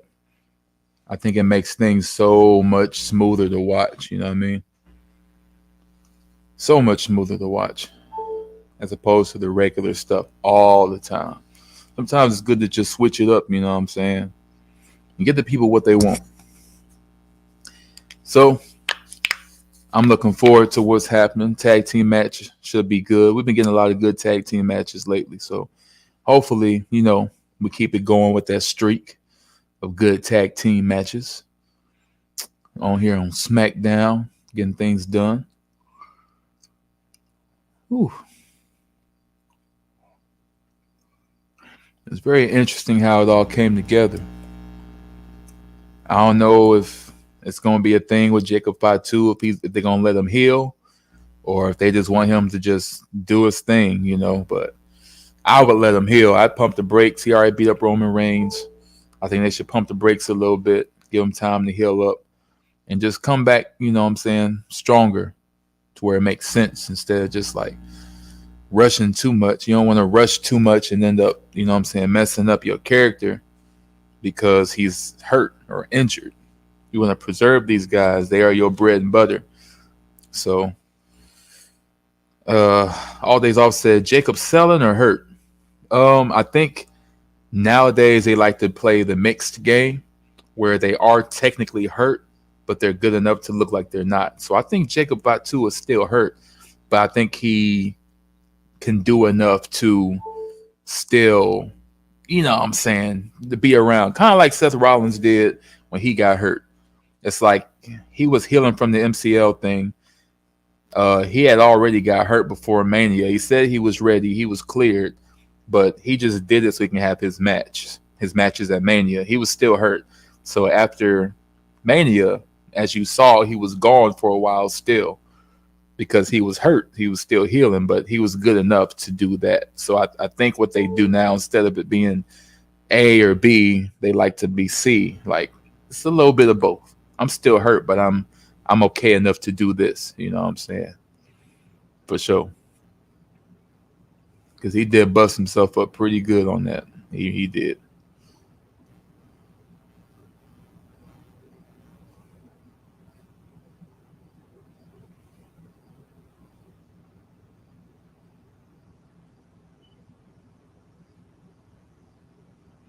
Washington, D.C.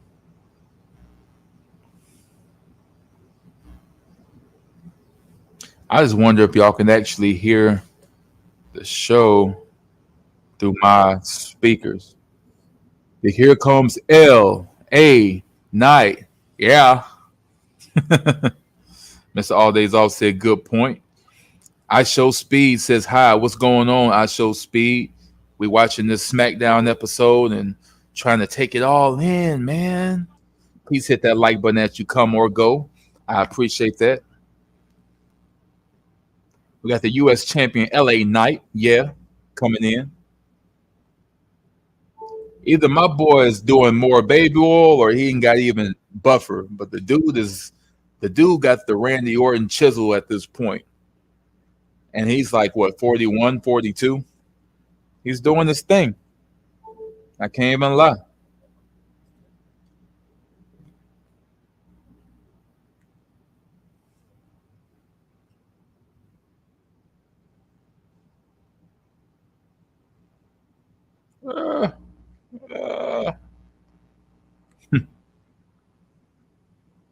Mr. All Days Off said random, but you be doing fantasy football. No, it's something I want to get into. I used to do like my own fantasy basketball, but they pretty much do that now. You know what I'm saying? Everybody kind of just switches teams. But no, I never did fantasy football. I've never been into it as much to do that. but I do like a good, important game of football. David said, "Everyone have a good night. Time for me to eat with the family." DJ Envy, I'll see you Thursday. I appreciate you, Dave. You have a good night yourself. Thank you for sliding through. I will see you Thursday. And yeah, thank you for showing up and sliding through. Perfect example, guys. Enjoy your vacation too, Dave. Seriously, don't think about the place. Enjoy the vacation. That's all they's all said, Big David. I feel you. Ballet say good night, David. Thank you guys for supporting that. David's real cool, y'all. That's a perfect example of what I mean, guys. It's okay to slide in and slide out. We all one community. We all support each other. We all do our thing. So if you can come in for a couple minutes and be out, that's fine. If you want to stay for the long haul, that's fine. Either way, all support is great support. So I appreciate you all. Thank you again so much. You know, it means the world to me. Ballet said, "Do you like how Santos is being booked?" Um, at first I didn't because I kept seeing them lose, but I also keep seeing them win. But I know what's happening. They're pretty much giving him the long haul game where they have him win so many qualifying matches and win so many matches where you go for a belt, but he never wins the important matches that make sense. That just don't happen. So he's at that stage right now, which is not a good sign because that's where Shinsuke was at one point, and you see what's happening with him. So I hope they don't do Esco like that. But yeah, I can see it going that route. Yeah, I don't really care for his booking like that. And it doesn't help with this either because while they're beating up LA Knight, that just means when he inevitably wins, it's going to look like even a weakened LA Knight couldn't lose to Santos. Santos only got the upper hand because he was weakened, and then he still loses. That's the bad part. So, yeah, I don't like it. I don't like how he's booked now that you bring it up. Ballet said, with the pause. Ballet said, good point. Thank you. No, watch. He's about to run at him. Yep, he ran at him. Look, LA Knight getting out the way. Quick roll up. 1, 2. You see what I'm saying? That was a good knee. The show accelerating this match pretty fast. I feel like they're going to give them a few minutes. Woo! That was a good move. I don't know if you would call that a tiger. I don't know what you would call that. He set him up in pedigree position, lifted him up, and then landed his chest on his knee, which is definitely a luchador style AAA move. So that's cool. Mr. Ollie's all said respect. LOL, we all looking for the quality parts unknown for AW Sunday. No VPN. No, seriously, bro.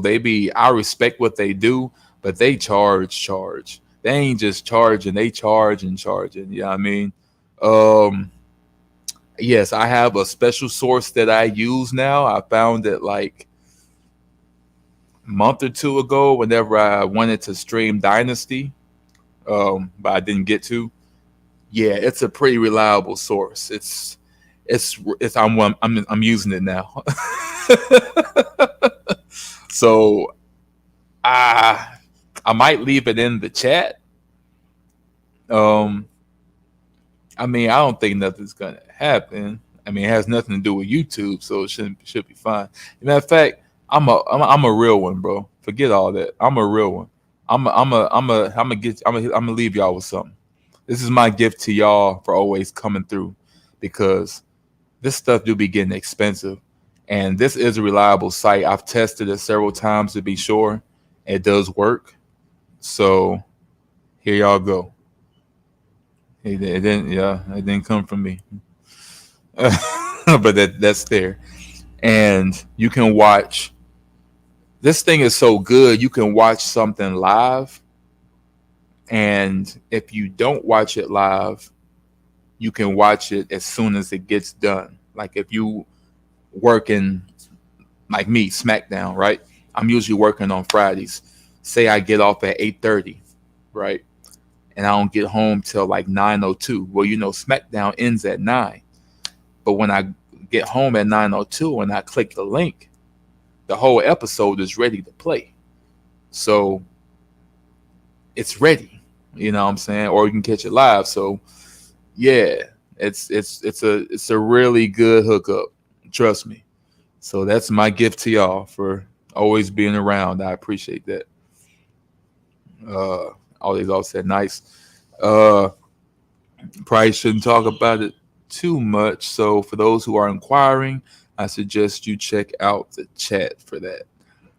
Um, or one of y'all could copy it, and then when you go to another live stream, if somebody inquires, you can always paste it there. Spread the love.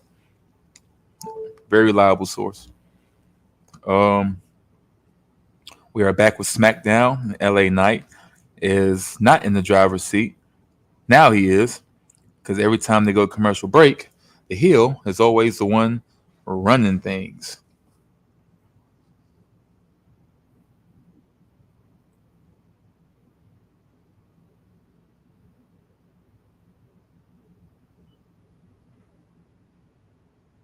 They really need to time these strikes better, because when he does it, you can see the person purposely hitting the table and not even touching their face to it. Yeah, yeah, yeah. It's like, come on, guys, be a little more discreet.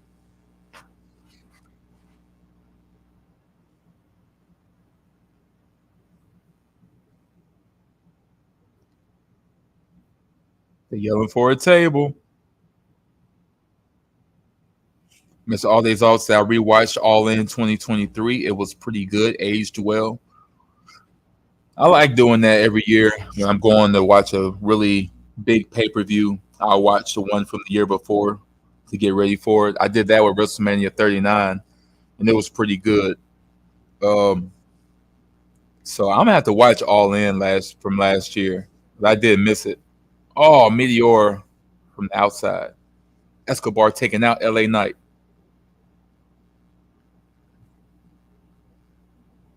And remember, this is only after LA Knight was weakened by Legado del Fantasma.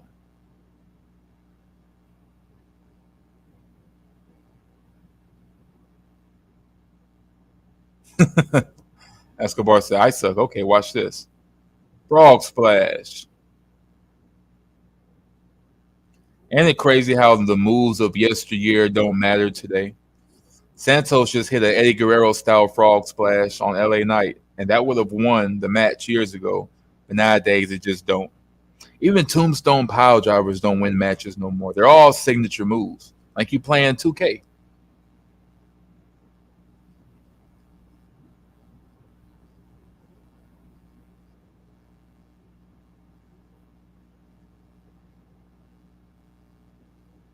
Ooh, nice chop from Santos Escobar to LA Knight.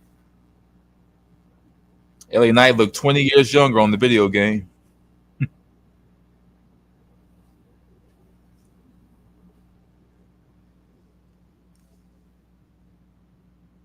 Ooh, LA Knight, big back elbow.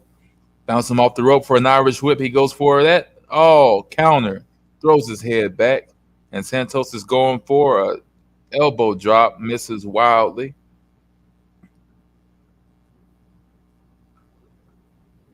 Big kick from Escobar.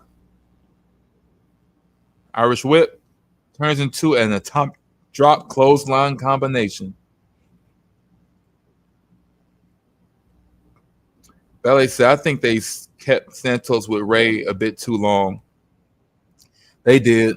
He became a background character really fast when Ray came around. And you had to like him just because he was with Ray. You know what I'm saying? And we didn't. That's all these all. He agrees with Ballet about that. Yeah, I agree too. Definitely right. It was just too long. It kind of blew off the steam of who he was because Santos to me was like Andrade in NXT. Uh, just a badass man, beating people up for real, and then he goes to the main roster, and it's just.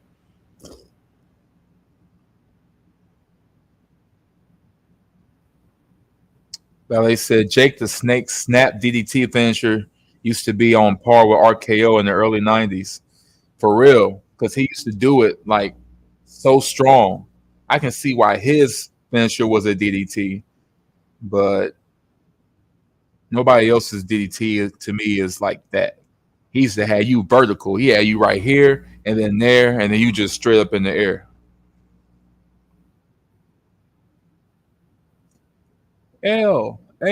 Night. Yeah. Yeah. Nice reversal to the BFT. Back elbow, going for a phantom driver. Mrs. Wildly. LA Knight counters. Catches a super kick by Santos Escobar. Santos says it's over. Pulls him in the turnbuckle, lifts him up, and he's going for something amazing. Step up insecurity just to rattle LA Knight. Is he going for it?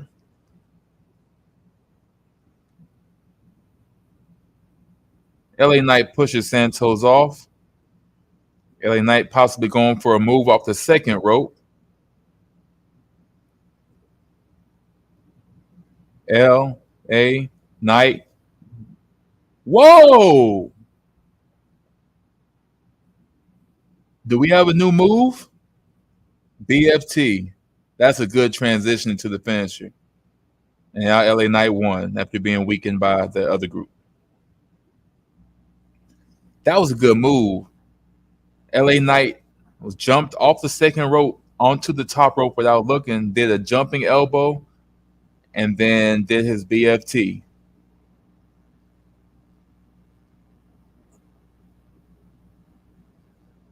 I think LA Knight is a natural heel, though. Like, look at him. He doesn't look like a face at all.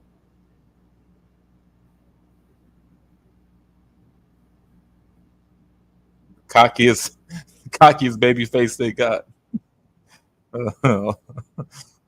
Oh, man.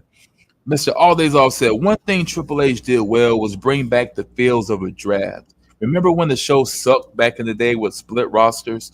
One was better than the other?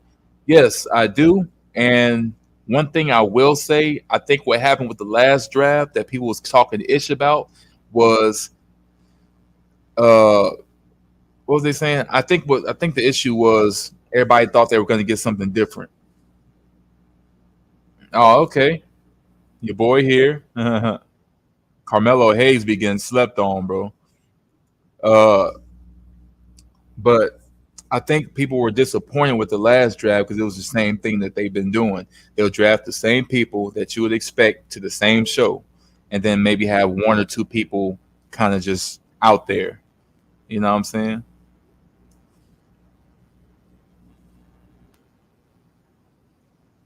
Carmelo.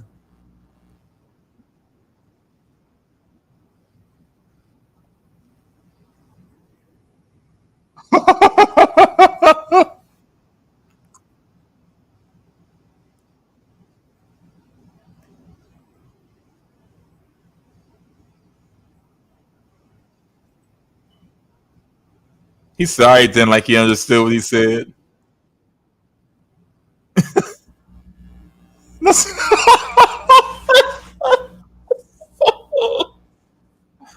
Bro, what? Hold on. There's so much to unpack here. Let me finish what I was saying. Let me finish what I was saying. Uh, Hold on, man. Yeah, they had the draft. They draft the same people, and nothing changed. But the difference is everybody's pretty much staying on their same roster. The only thing that changed was Randy Orton coming to Raw because he was old and shot at Gunther. Besides that, everybody been staying on their roster. So next year or whenever, when we have the draft again, it'll actually feel real because we got actual people switching. So it was a reset to me. So we just had to give it a little time. So I like that. I know what you mean, that big draft feel. And Ballet said when Jake the Snake used to walk to the ring with that bag, bro was a menace. Carmelo Hayes is hilarious, bro. This man, He always talking, bro. Yeah, I bet you wasn't as good as me as that night. Let's talk about it. Blah blah. Andre came in there. Andrade, hey, what you did after the match was disrespectful to me. Carmelo said, yeah, yeah, so, and they just start fighting or trying to fight. And Carmelo said, hey man, I need to lock these doors when I'm when I'm talking. Now somebody grab me a prime. It's like we just have to endorse Prime in some way. It's just he was so serious too. I think he'd make a good comic character as the delusional uh, kid who wants to be the cool kid on the block, but just don't got the chops for it. I think he's really good in that role, but he has the talent to back it up. So I like everything about Carmelo Hayes and Andrade, and I think they have some of the best chemistry, and I think their feud is something that people are going to be talking about for a while. Ballet said, "Him is here. H-I-M. Yeah, him." Ballet said, I've never seen Carmelo's hair. I mean, I'm sorry. All Days Off said, I've never seen Carmelo's hair out of place, and he been on TV for like 3 years straight. Eyes on the barber. Bro got the tightest haircut. Bro staying there, locked in. He is very smooth. A lot of wrestlers, when they got those styles, you can see their hair getting unraveled at some point. My boys don't budge. It's not a single hair out of place. Not a like you said, bro. Keep it tight. Even when after his matches, it's still in place, and he be taking some bumps. So I agree with you completely. But we definitely need a championship on Carmelo at some point. Whether it's LA Knight or something. You know what I'm saying? Because I think he deserves it. I think Escobar deserves it. I think a lot of those guys deserve it. So maybe none of them should get it right now. Let's let LA Knight have his moment. But as of the making of this video, I don't think Cody Rhodes' belt or LA Knight's belt is going anywhere anytime soon. So all the best thing those guys can do is put on really good matches until something comes up. Either otherwise, they ain't getting the belts. You know what I'm saying? That spot is already taken and locked in. So, but as long as they get their shine, that's all that matters. As far as Shinsuke, I don't even know if he's even with the company. I haven't seen him. I see him at the MMA thing, but I don't know what roster he's supposed to be on. I don't know nothing about what's going on with Shinsuke. But it's just one of them things, man. Maybe we'll see him at some point. Maybe we won't. But I ain't been seeing him.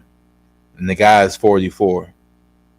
He's still signed to WWE under the SmackDown brand. But we just don't know what happened to him. Where is he at? I don't know.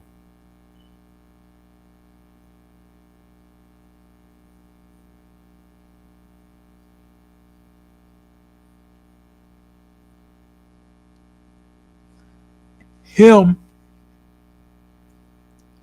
Heck yeah. We're gonna see what's popping.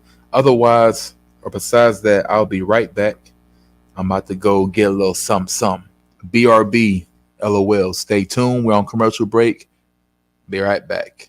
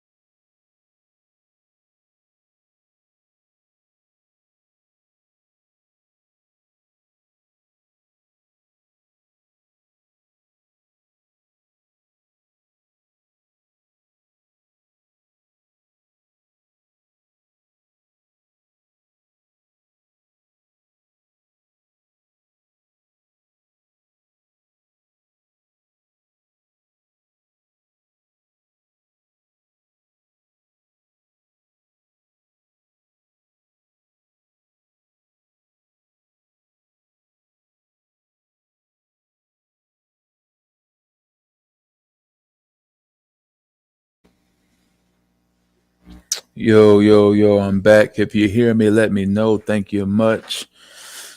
We have our 6-woman tag team match. Ballet said Bianca Belair and Simone Biles. Okay, Bianca, look at it. Over the top rope like it ain't nothing. That's definitely replay worthy. All right. And I'm right on time for a commercial again. Cool. Let's get to these comments, man. I know I've been missing them. All right. All these off said okay. Left came and back. Paulo Cruz from Ballet. He's been getting a lot of love lately. Hopefully that translates into something.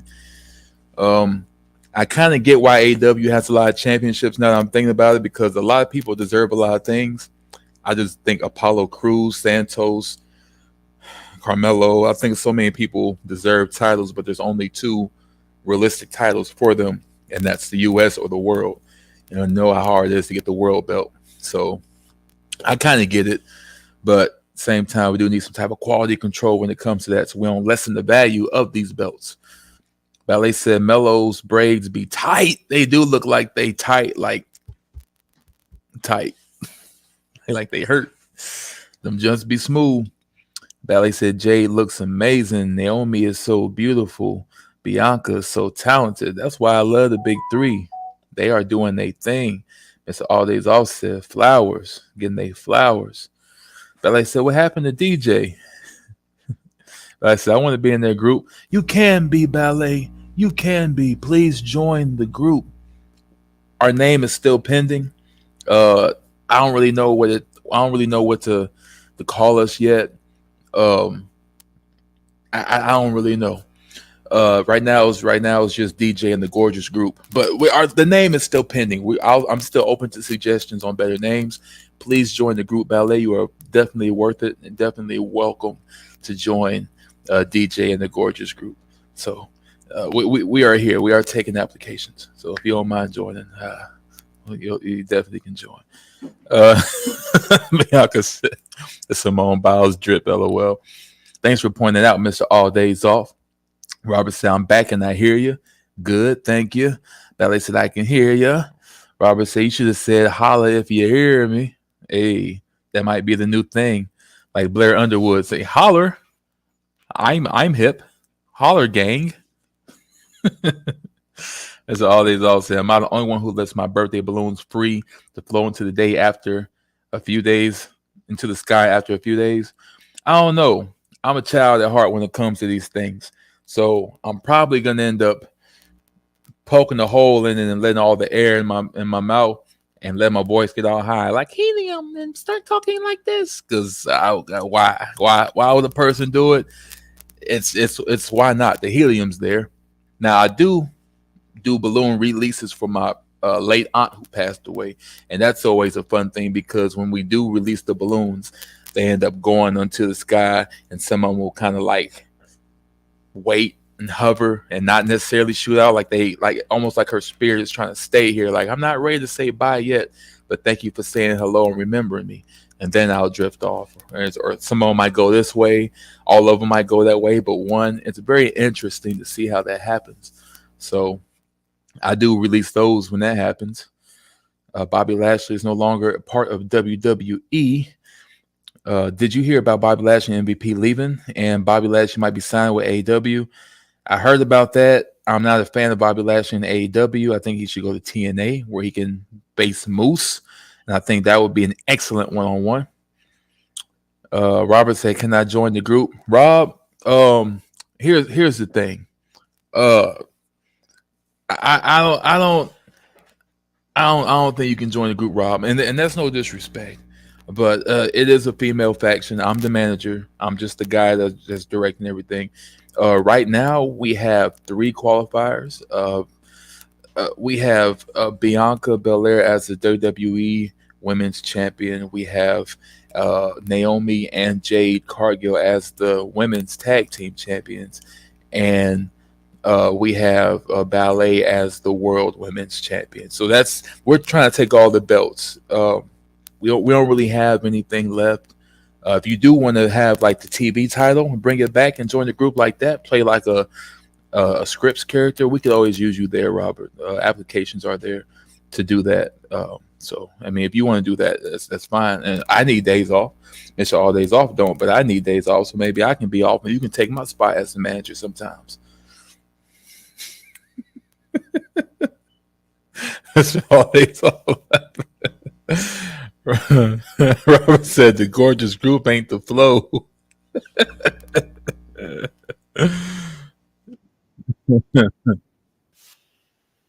All these all said, wait, that works? Poking the hole and sucking up the helium, pause?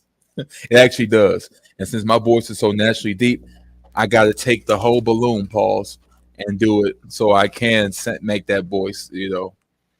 Robert said, okay, gotcha. Never mind. I'm sorry. I heard you talking about my groups. My bad. But you are a part of this group, Rob. You are a big part of this group. So that's all that matters. The gorgeous group is only available on Friday nights. You are available all the time. So I appreciate you, bro.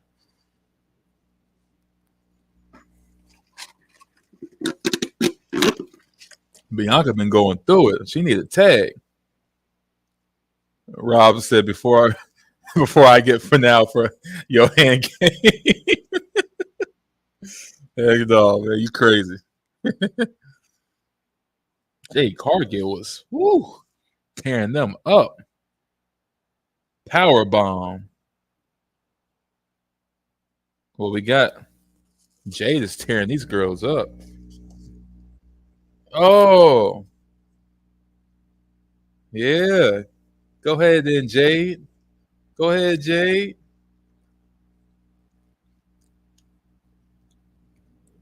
A choke slam?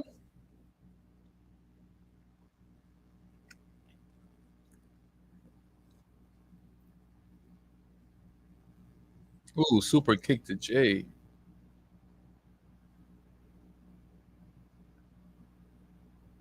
She has flipped them off.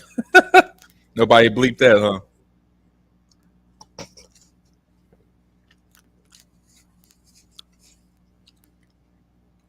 Nice drop kick from. Ooh, nice knee from Naomi. Nice kick from Naomi. Buns. Uh-oh. Ooh.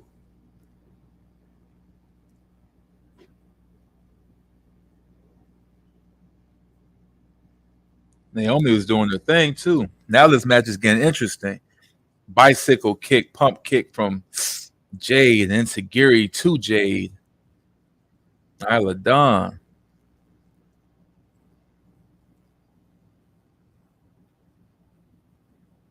Taking Jade out. Uh-oh. Bianca Belair at the top turnbuckle. Cross body takes them all out. Uh-oh, Naomi and Blair. Well, we got 1, 2, kicks out. Well, we got one-on-one. Blair getting her payback. She already won last time. Suplex, counter, reverse. Naomi runs out to the pole, kicks her, catches her, insecurity.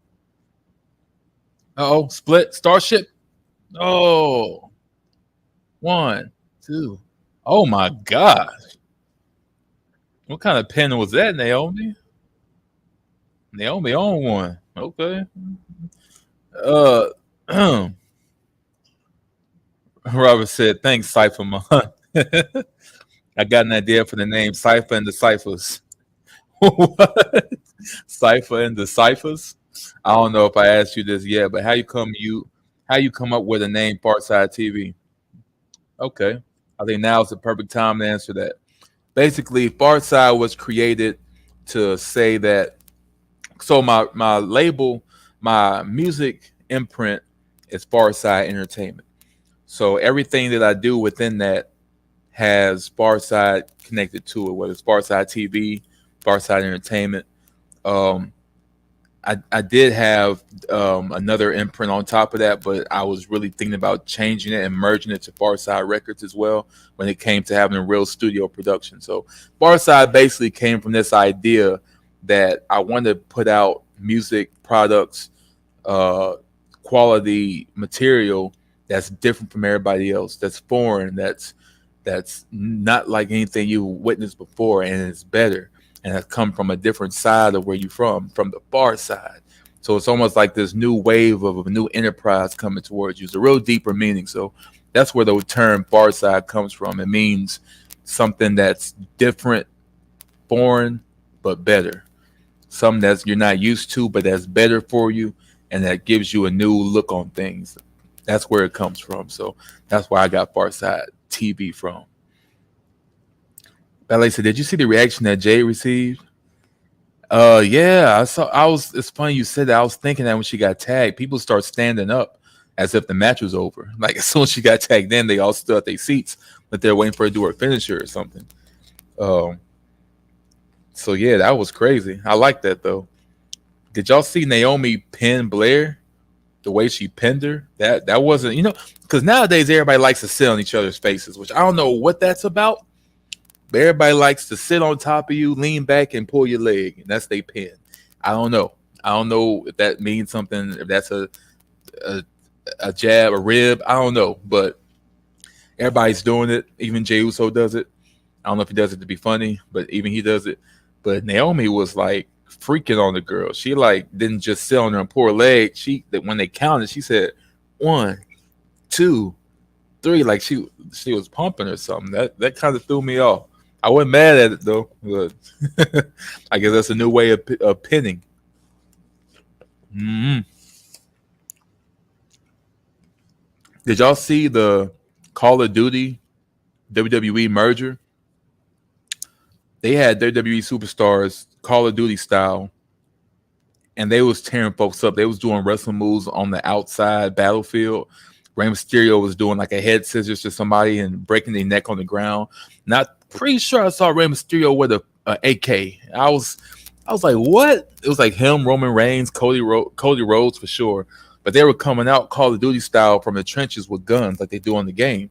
And I'm like, what is WWE doing? This is a very smart merger because it's getting more people involved in WWE to where they're like, this is dope. But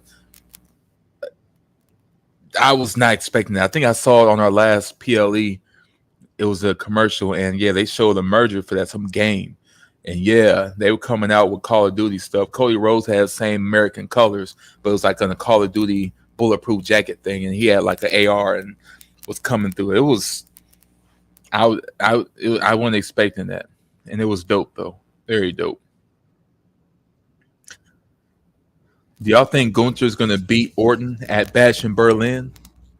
Because I'm pretty sure he is. I don't think Orton's gonna get the 15th title yet. So since everybody probably feels the same way, let me ask y'all this: do y'all think Randy Orton should get the world title again before he retires?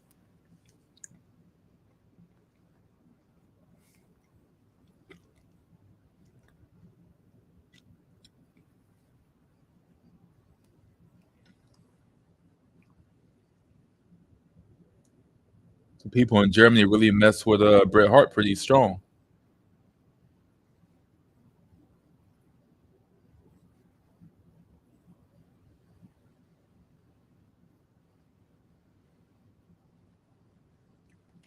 Y'all never seen it. Y'all should definitely look it up. Just type in WWE Call of Duty. Let me see.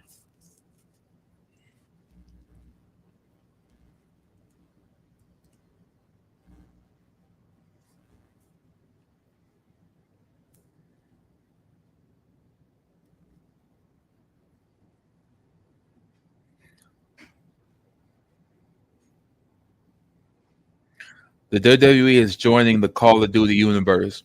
Players can enter the ring and stretch their wrestling skills to go head to head, winning points for their teams by slamming their opponents with killer finishing moves, just like their favorite wrestling royalty. That's not all. That will be during season 5. Um, see if I can find like an image. Okay, I think I found the image.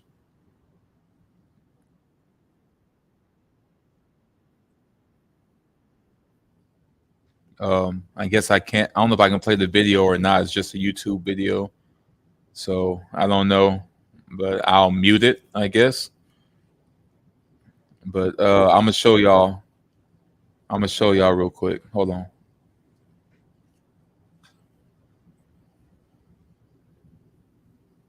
Solo the Don. All right, y'all.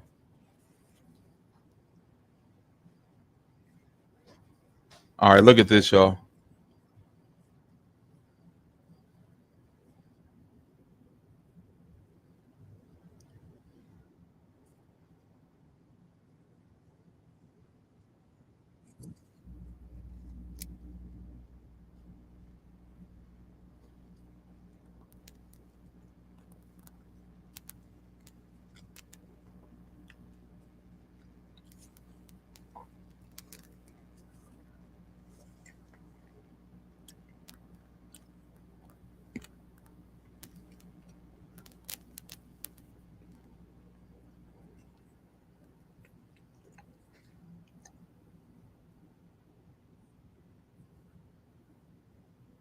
Ooh, that crossroads killed that man. That riptide killed that man. Look at him. Got ARs and stuff. What? Yeah, I wanted to show y'all that. I thought that was dope. Tag team champions along with Solo the Don, Bloodline.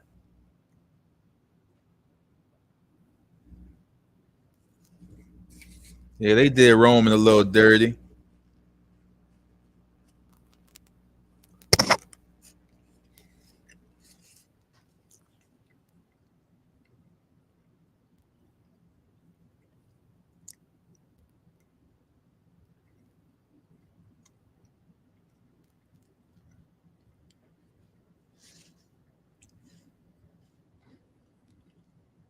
See what Solo and them got to say. What y'all got to say?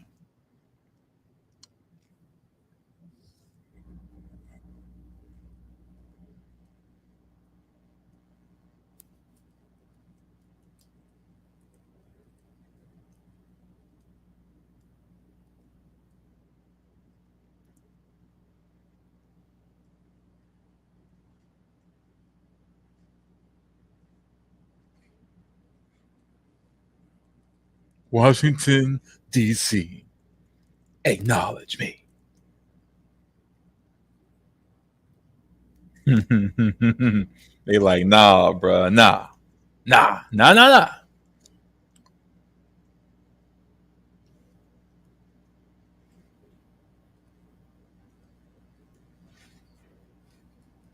So bear with me.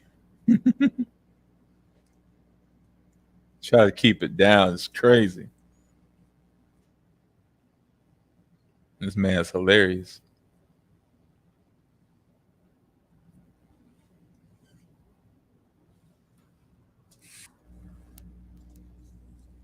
Your OTC is DONE.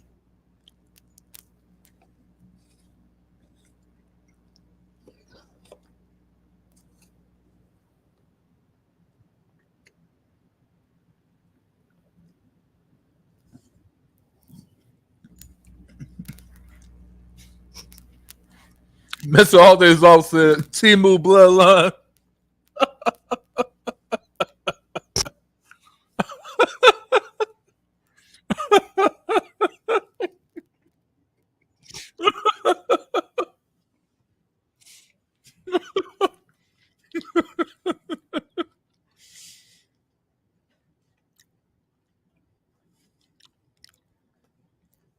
I do have one question. That is funny. Why is Jacob Fatu holding the tag team championship around his neck? And oh, okay, because he is the one. I'm tripping. I'm thinking Tamatonga is one of the champions. Tongaloa is one. He's not. He's just the stooge that keeps botching moves. I forgot Jacob Fatu is actually champion. Okay, never mind. My bad. Ballet said no. Mr. All Days Off. Ballet said get him Solo.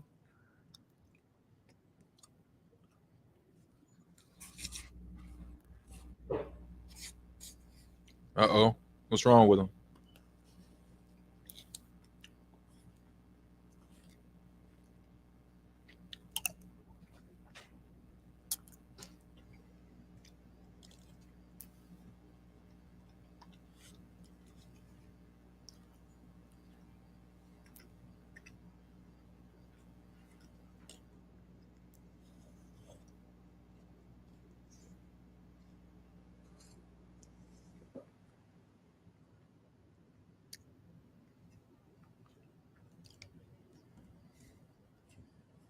Uh-oh.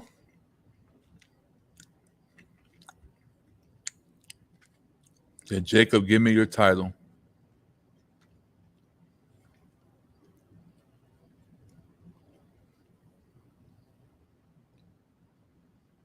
Wow. Give it to Tonga Loa, the one that ain't did nothing since he got there.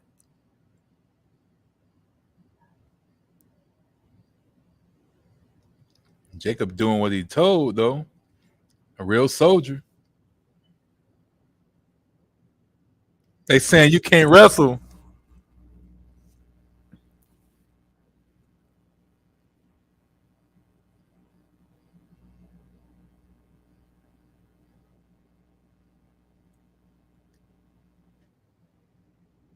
I love you, Solo. I love you.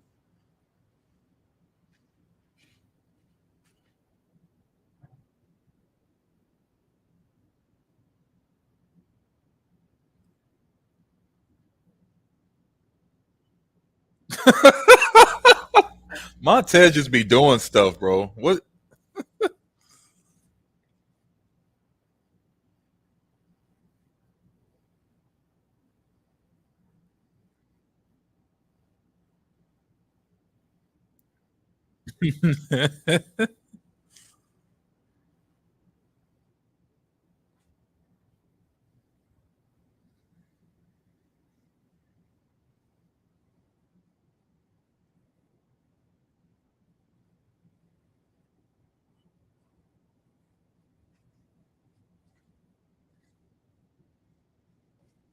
Let's get it. Mr. All Days Off says, why does Jacob act like an animal like how Vince used to think Samoans acted? I feel like they're not ready for an intellectual beast yet. They're not ready for Professor Hulk yet. And I think that's sad. They did with him exactly what I hoped they wouldn't do, is to treat him like some wild Samoan that don't know how to talk, can't handle themselves, and is just out here doing whatever. And that's exactly what they doing with him. All Jacob Fatu knows how to say is, I love you, my tribal chief. I love you. I love you. I don't think he even tells that to his kids like that. I don't think he tells his kids I love you like that. He in love with Solo. I love you, tribal chief. I did it for the tribal chief. But in reality, the dude is probably the most intellectual out of everybody. And Solo is too. They both have the best vernacular. They talk so well. And it's like, why are we like we're blending the lines with Solo a little bit, but so he's actually talking now, but they can do so much more with these guys, especially Jacob Fatu. Jacob Fatu sound like a brother in real life. He just talking like me and y'all talk. He talking about bro and cuz and shit. Like he talks like us. So what this is that is just like unnecessary. He don't need to do all that. Ballet said Jacob is the man. Yes, he is. It says that Jacob on the mic will cook everybody. Yes, he will. He literally will. Ballet said they are scared to let Jacob do his thing. That's how they be. When the WWE has a plan, they like to stick to their plan. They don't want nobody telling them anything otherwise. They don't want you saying nothing different. Once they got what they want out of it, that's all it is. So you can't say, oh, well, what if he does this? It's like, nope, we ain't come up with it first, so we ain't trying to hear it. That's how they operate. That's what happened with Zack Ryder when he was getting over naturally. It's like they didn't like that because it wasn't their idea. He was supposed to be more of a comic character, but he was getting over with that woo, woo, woo. Rusev Day, he was getting over. It wasn't working. It was getting over with the audience. They ain't like it, so they pulled the plug. This is what they do. And it's sad. Very, very sad. Mr. Aldi's also said Tonga Loa has a white sounding speaking voice. I can see that. I've never heard him talk anyway. And I've seen I've seen clips of Tama Tonga, of Jacob Fatu, Zilla. I've never seen nobody interview or clips of Tonga Loa. I feel like he's probably the weakest member, low key. Like, no offense, but I don't see it really happening with Tonga Loa. He said, I meant Tama Tonga.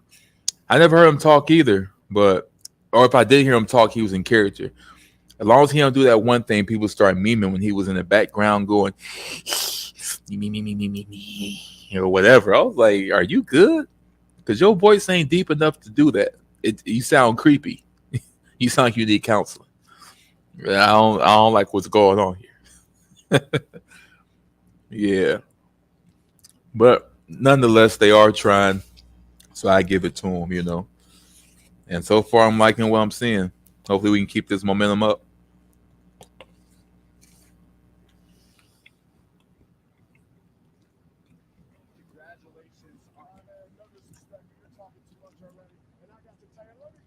Byron Saxon gets no respect.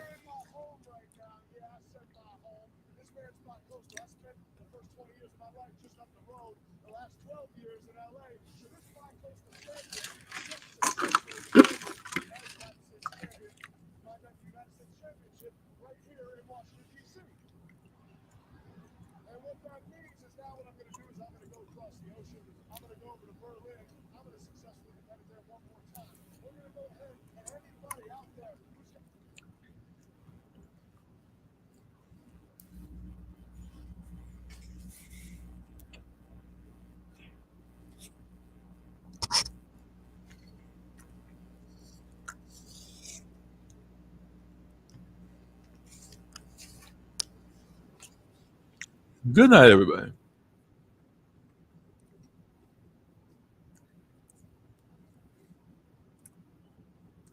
Let's hope that Tonga Loa and Tama Tonga can have a good match here. And by that I mean Tonga Loa. That's all he knows how to do is headbutt. Come on, guys. Come on. Woo! Nice sunset flip. Woo! Nice jab from oh man, Angelo Dawkins doing his thing. Showing the difference in talent. Being the bloodline down.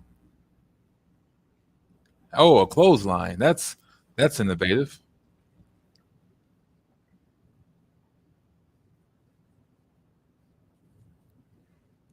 The guy makes me uncomfortable.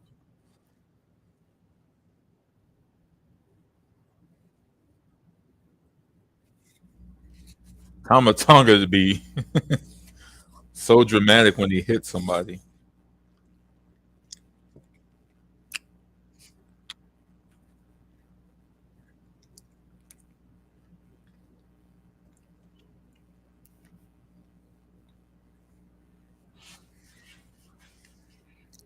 Montez Ford in the ring.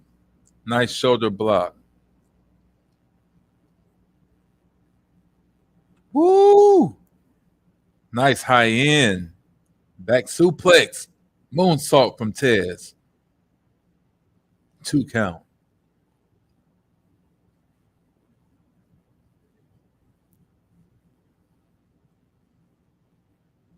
Woo! Nice lariat. Montez trying to get a push.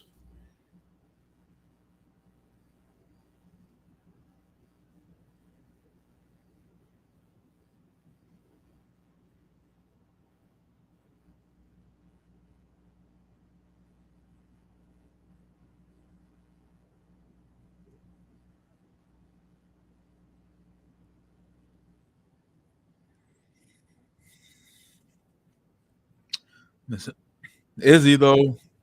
Is he? Tonga Lois. I mean, Mr. Holiday's all said. Feels like Street Profits been in the tag division for 5 years straight. They have. They have. Like literally debuted in the main roster 5 years ago. Yeah, it's rough. It's rough, bro. It's how it's been that long. It's rough.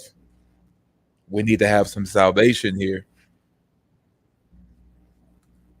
But I know why they did that. They took it off of Fatu and gave it to Tongaloa because they're trying to kill off all those "you can't wrestle" chants, and we can't have that happen. So we gotta give him some credibility by having him be a champion and defending it.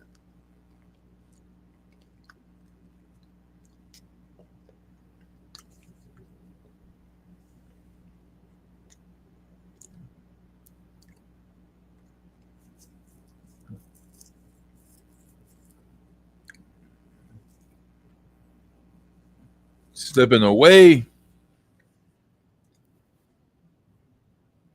Woo!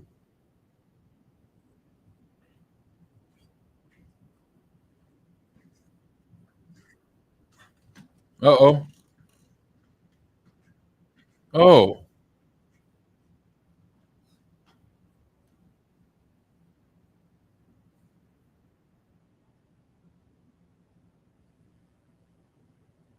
what you mean? All these all said so true. Yeah, man. I don't know what it's looking like. They ain't getting no younger. You know what I'm saying? I ain't saying you have to be a certain age, but that gap is getting closer and shorter. They were smart by having CM Punk out the world title picture because we know that CM Punk took all that clout. I mean, him, Seth Rollins, and Drew McIntyre were the only ones eligible to be in the world heavyweight title picture. But since they took Drew out, um, and took CM Punk out to have their own individual feud, and Seth Rollins was injured, they gave us room for Damian Priest and Gunther and several other people. So they were smart with that. It's just we have to make that, have to have that all around the board.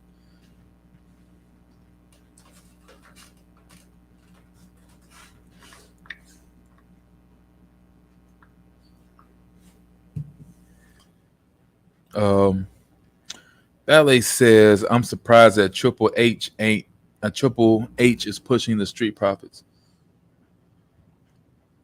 Oh, Triple H. I don't. I'm surprised too. I think it's like a OU1 thing, maybe. I don't know because I'm surprised that he's doing it as well. Um, Close the gap here. Have that a little straight.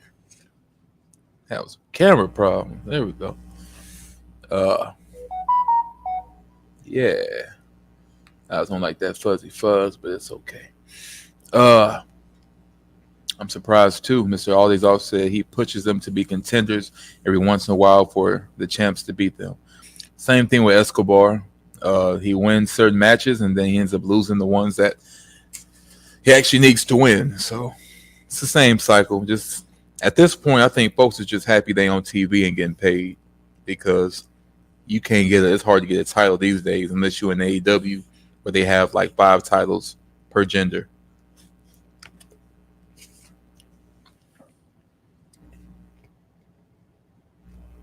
Sorry about that.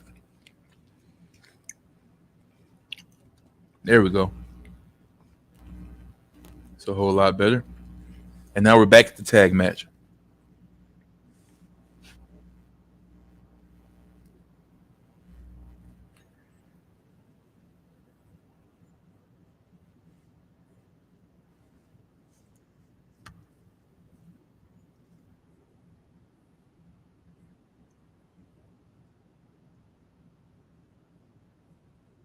They chant OTC.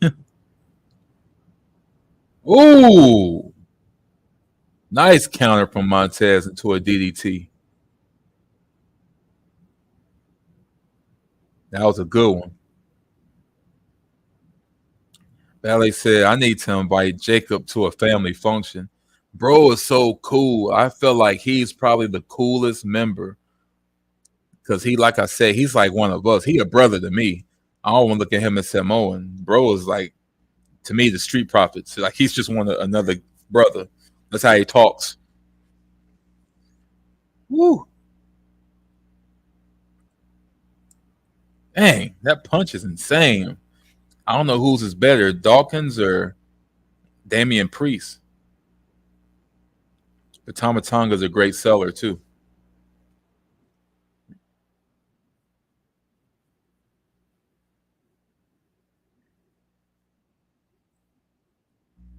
I know Jacob's hands is tired from sitting there like that the whole match. Ooh,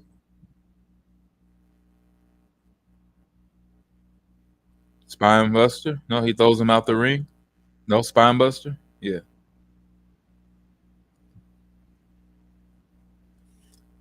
You know, Montez, like he or Angelo Dawkins, he never makes sure the other person ain't about to break up the pin. He just does his thing and gets out of there. A hot tag that wasn't even important. What?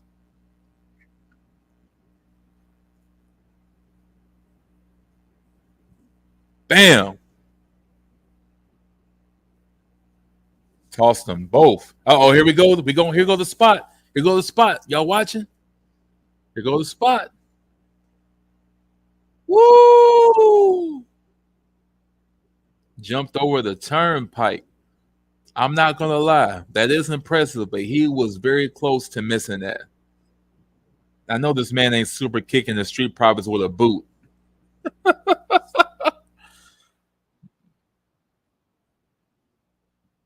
I don't like Tama Tonga's finisher.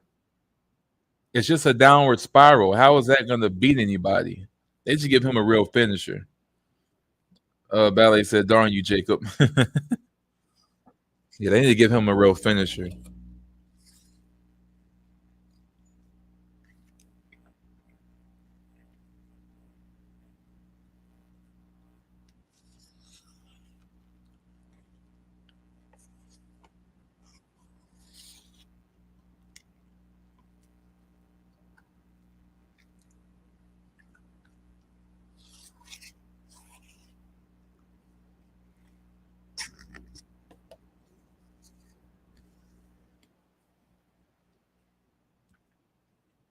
So they all said, "Wow."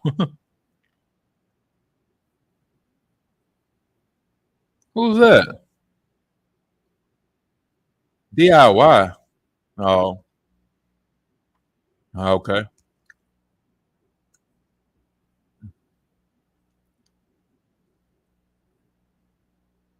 Oh, oh, they jumping solo. Okay. They said don't play with them. They said don't play with them. Meet me in the middle on solo. Jacob Fatu ain't letting it happen.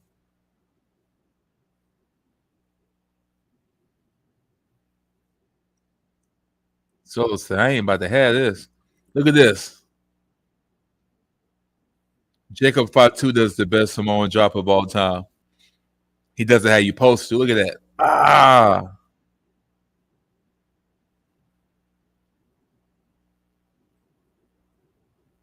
Maybe they are selling this leg thing a little bit.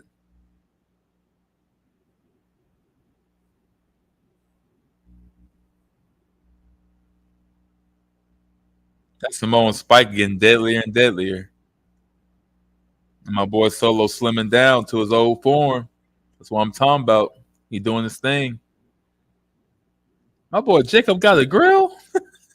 I told you he's a brother. I told you.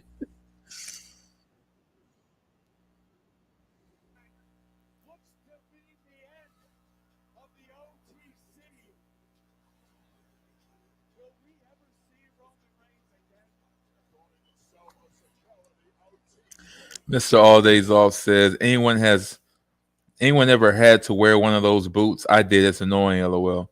I never had to. Look at Cody. Why is he smiling like that? Like he's a candidate, and now he's frowning. I think he bipolar.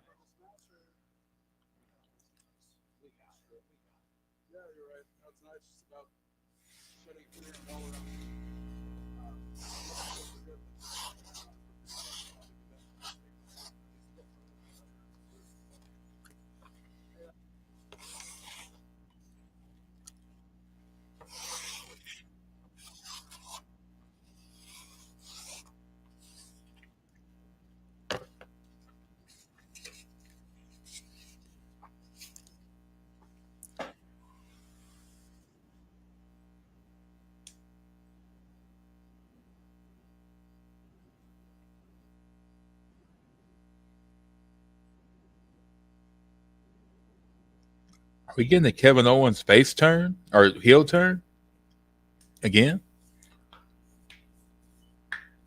I feel like they teasing it, but maybe we might get a heel turn and make it more interesting. I don't know. Yeah, I never had to wear a boot, bro. I always seen them, but I never had to wear it. I believe it. I would assume that they'd be annoying to have to wear and deal with taking on and off the shower. I saw this woman that was on an episode of some show, and she had her boot on for years, never took it off. And by the time the doctors took it off, her foot was pretty much dead. She had to get it cut off. I mean, she showered in it, walked around with it. The smell was rancid. Um, it was one of those I can't believe it type shows, you know. So it was horrible. Um, Robert said, "What did you think of Future Trunks meeting Kid Trunks?" Um, I didn't see that. I did see that scene, but briefly, and I thought it was kind of surreal. But it's not the same Future Trunks I'm used to, so I didn't really care about it like that. I like the original Future Trunks, not Super Future Trunks, but I figure it would be a trip if you saw yourself from the future or saw yourself from the past at the same time. Ballet said, "Did it make your foot itch, Mister All Days Off?" He said, "Yes, it makes it itch." Ballet says Senator Rose loves to show his teeth. He shows teeth.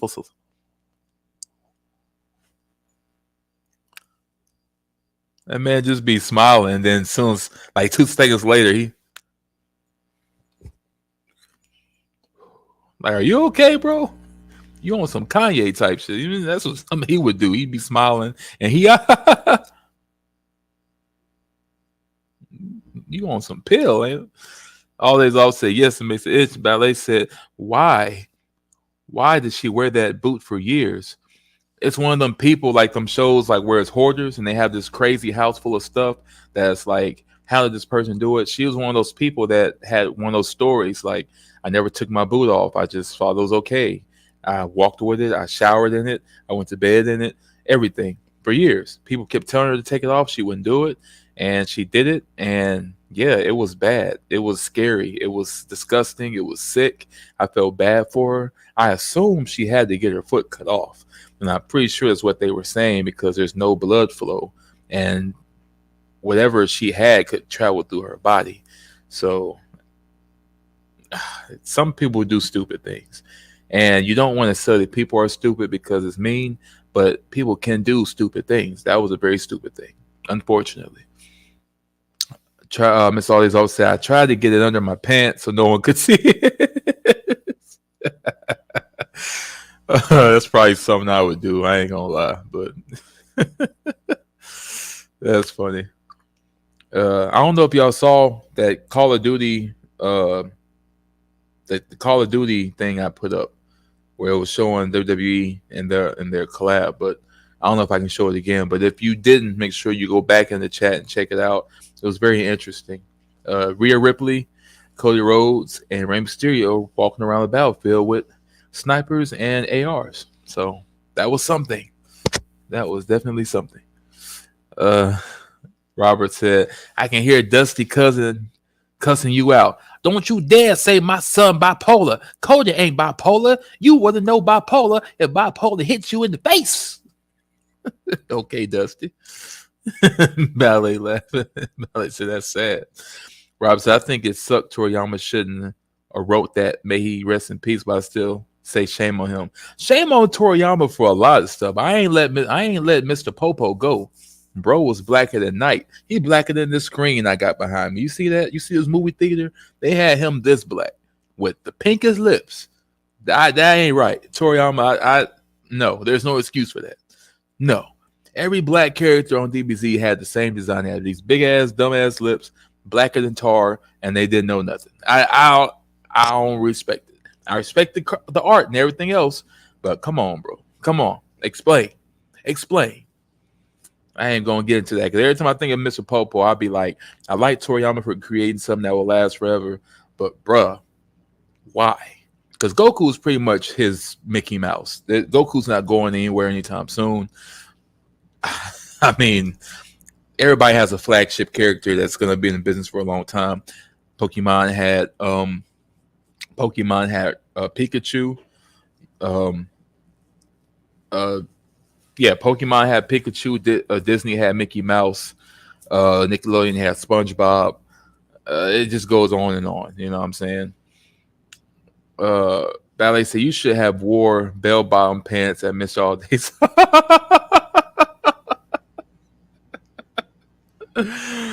Oh man, that's crazy. Bell bottoms is crazy. Hey man, you look. Hey man, are you wearing bell bottoms? Yeah, man, it's my thing. Don't judge me. It's my thing. Oh shit. Mr. Robert said, "Did you ever watch DBGT? Some of it, not much of it, but I do want to go back and watch it. I definitely want to go back and watch it."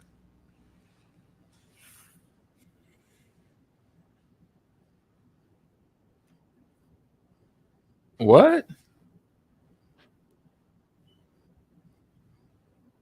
Meechin?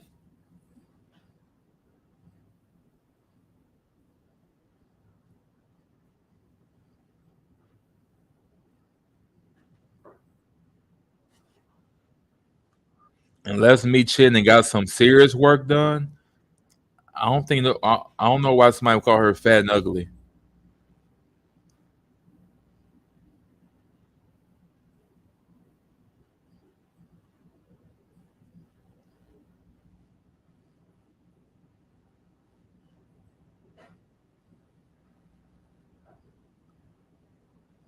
Meechin versus Nia Jax at Bash in Berlin. Cool.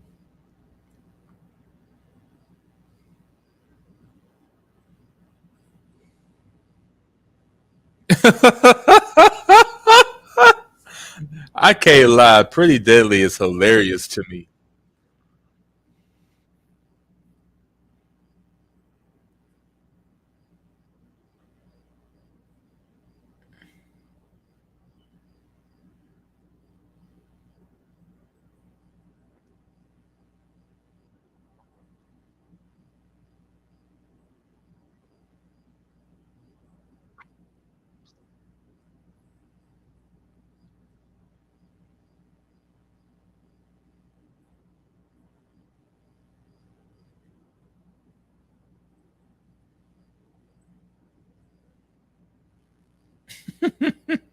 This Queen Nia gimmick is excellent too.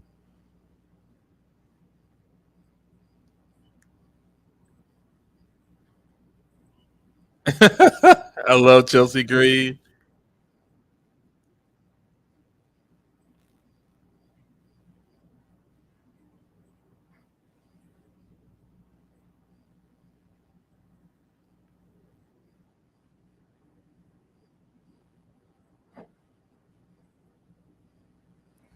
Chelsea Green, I love her so much. My perfectly lined lips.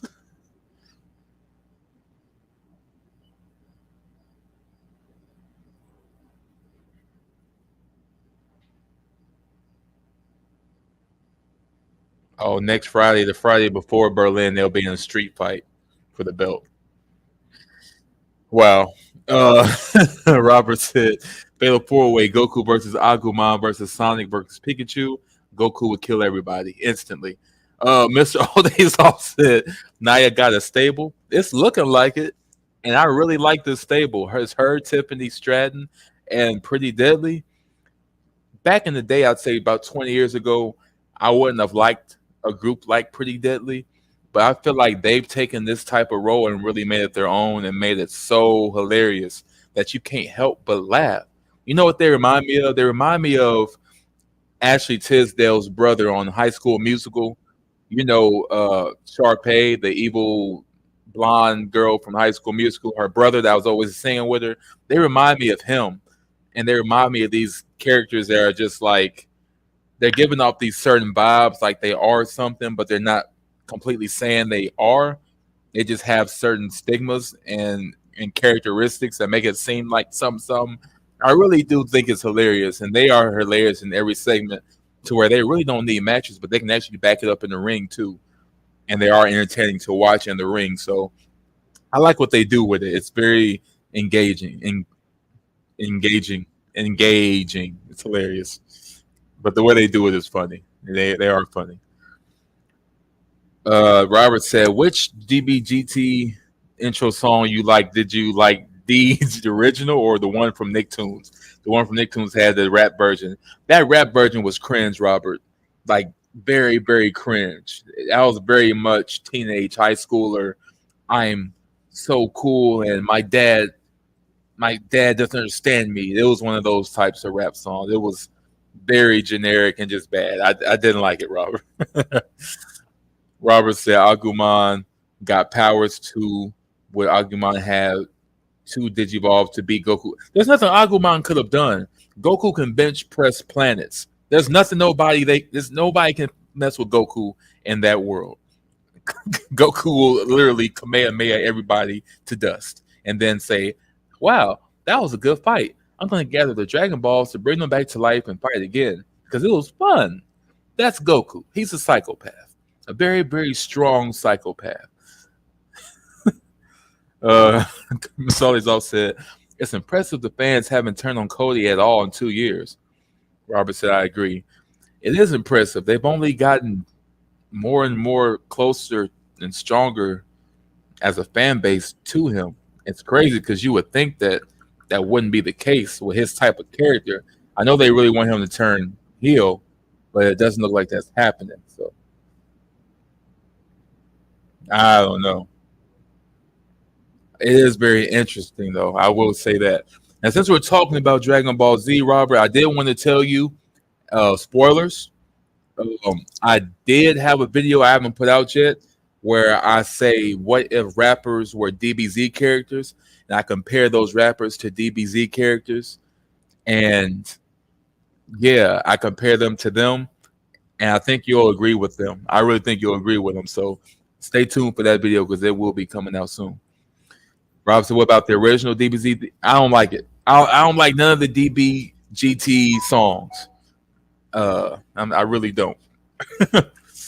The whole series was cringe itself, but I don't mind going back to watch it now because there were good parts like Super 17 and Shenron and a lot of good parts like to that show.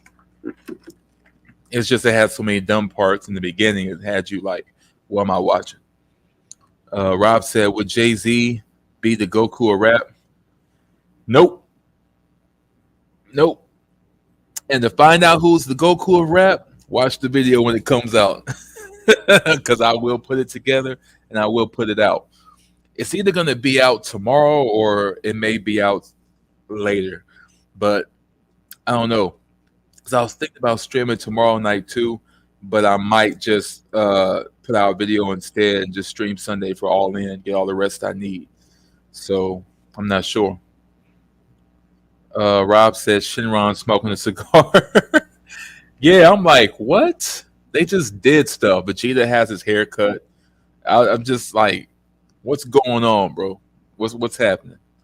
I guess what threw me off with the series is Kid Goku with Pan and Future or Trunks or whatever, and they're going on adventures with Giru the robot, and it was just so whimsical and silly. I didn't care for it. I like the serious parts of DBGT. Mr. Always said, I'm not sure. I'm not so sure the rabid smart fans come to WWE Weekly anymore. It's more of a mix now. Yeah, it's definitely a mix because more people are starting to convince their friends to come out, and they're starting to enjoy it, and they're telling their friends to come out, and it's a very nice melting pot for people. Come out to boo him. Yeah, you're right. Rob said to be on the safe side, stream Sunday. I know that's right, Rob. Rob said he tired of me saying I'm about to stream and then I ain't doing nothing. Nah, I get it though, man. I be wanting to, man, but just it's life be life, and it's a thing that I'm doing it now because I don't get off on Fridays. But it's like, why not stream the night then? And it's like, yeah, you're right. Birthday weekend, might as well. Got the birthday weekend. Got the people supporting me. I appreciate it. It's all good.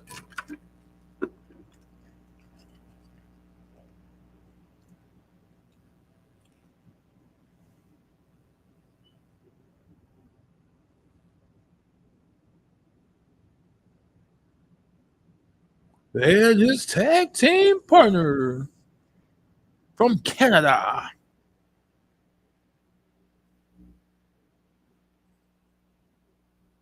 Kevin Owens.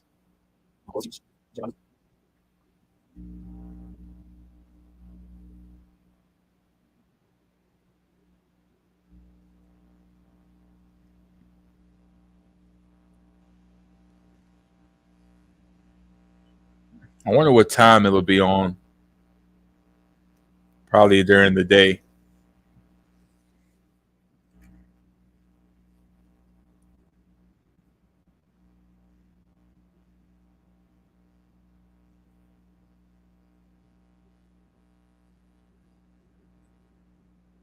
A-Town. No.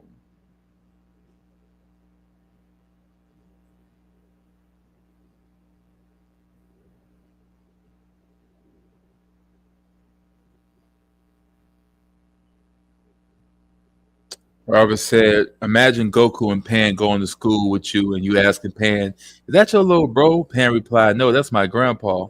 I'm like, oh, okay, bet. Y'all weird. Uh, Robert said, you remember Baby from the DBG? Yeah, I do remember Baby.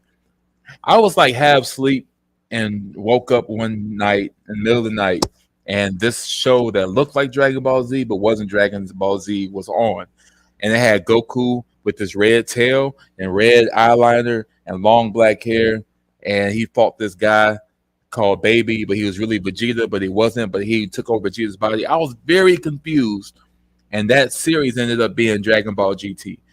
And I was just like, I don't know what I'm watching. It's just I don't understand. It feels like a, a dystopia from the future. I didn't understand it, but I feel like going back to watch it now, I might like it better. I just didn't ever watch it thoroughly. But so many random things was happening. I was just like, I don't know about it. The Para brothers, and it was just a lot. But I'm gonna go back and watch it.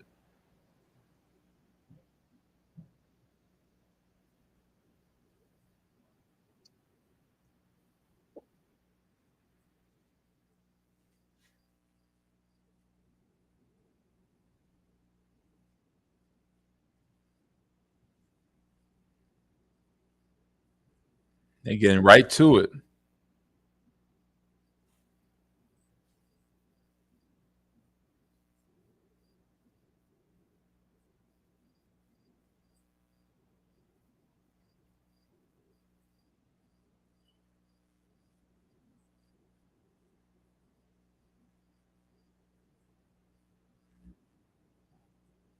Robert said I didn't like them keeping Goku as a kid either.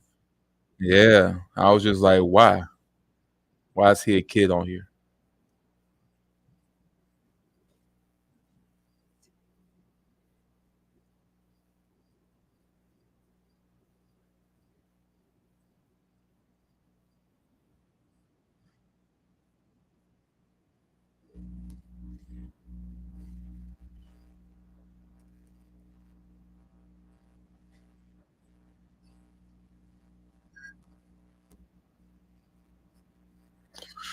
Rob said, imagine if they let Maju beat Baby. Oh my gosh. That was another thing. They had him on there, um, Oob, but he was Maju, but he was cool at first, but he was still getting beat up. I remember Bardock. That was okay. I'm a big fan of OG Dragon Ball Z, mostly around the Frieza slash Cell series. The Boost series was okay, but the Cell series was it for me.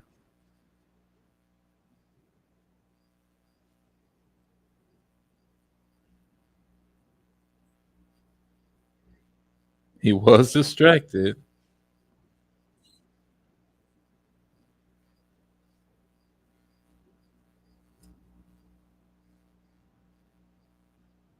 Woo!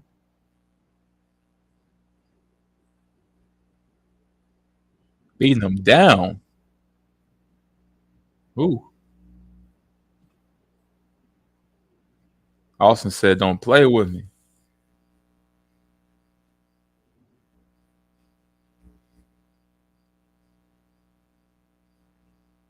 Austin said, don't play with me.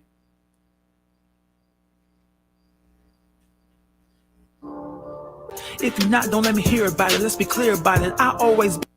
Thank you, Whisper.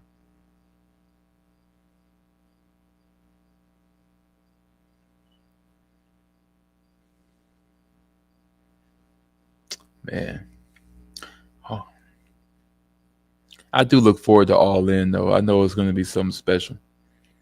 It's all these offsets. Crazy Theory beats Cena looking back on it. Yeah.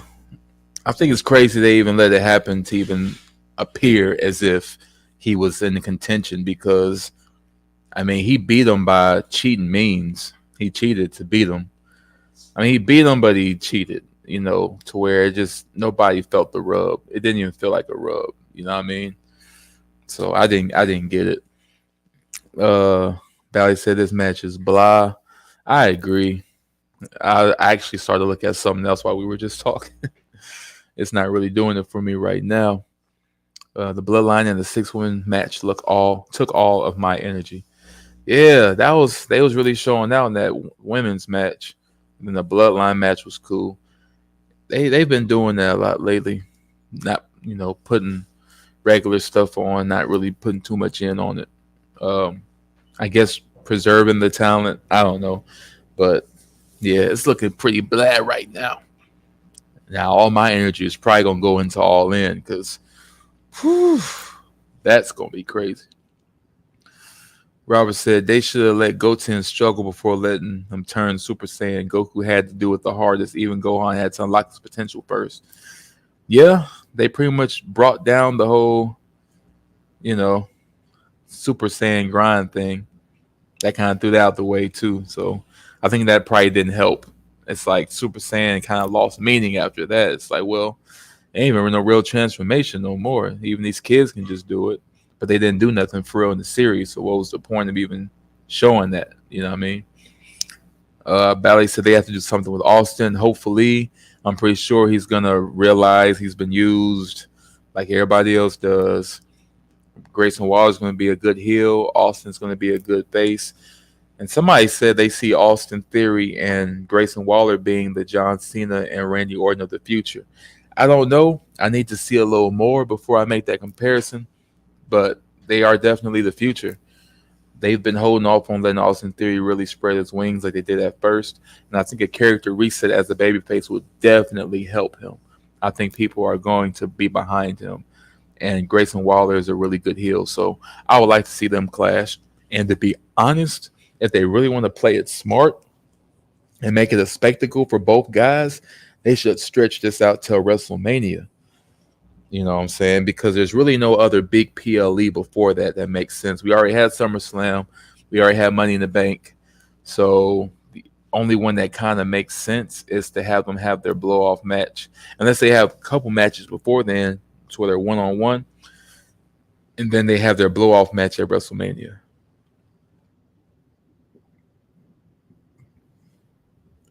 Hot tag to Cody Rhodes. Does a typical heel combo. Blocking shots, punching the heel, bounces off, flying forearm, dodge from the ropes, turn around, power slam, same script, same formula, same superhero stance. It is crazy seeing Cody Rhodes in this position from where he came from. Woo, disaster kick.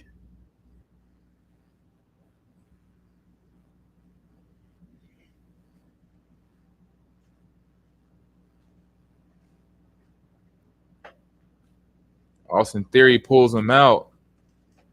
Countered. Oh, nice roll up. Nice flatliner. That was a good flatliner.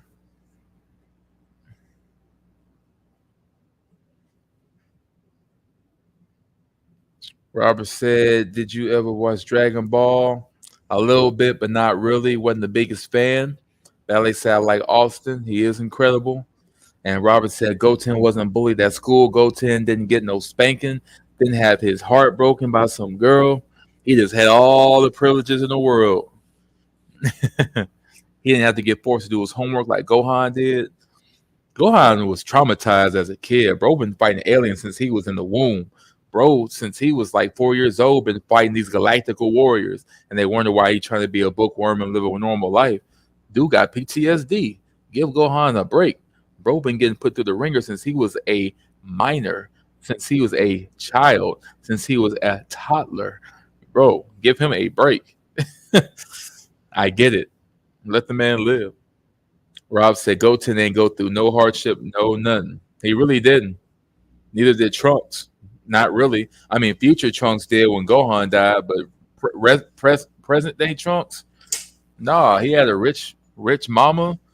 Your dad is a crazy guy that's the second strongest person on the planet, possibly the first if we keep the story going. He ain't had no worries.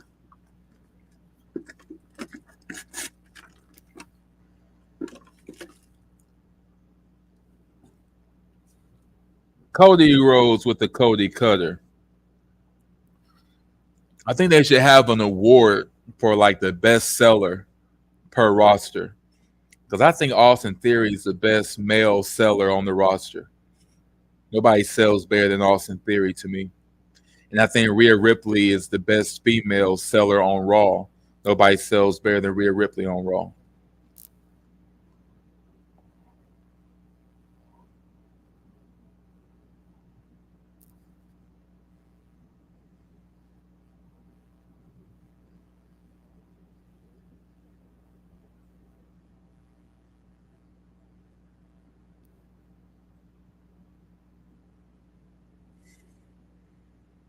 Cody Cutter. Look at that. Back body drop. Very safe one. Robert said, if you was babysitting Goten and Kid Trunks, how would you handle them? Bro, I wouldn't. They are strong enough to shift a state or a city. Y'all can do whatever y'all want, bro. I ain't in charge. Y'all in charge. Okay? Do what y'all want to do. Y'all gonna go blow up the world if y'all want to. I ain't got no issue. I ain't about to Kamehameha and kill me. I'm good. Turn Super Saiyan. Nope, I'm good. Never mind. I'll take out the trash. I got it.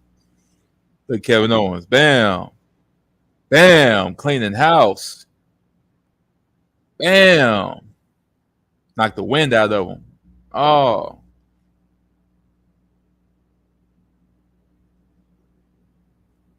Kevin is 40 years old. Digest that. Kevin Owens is 40. Ooh.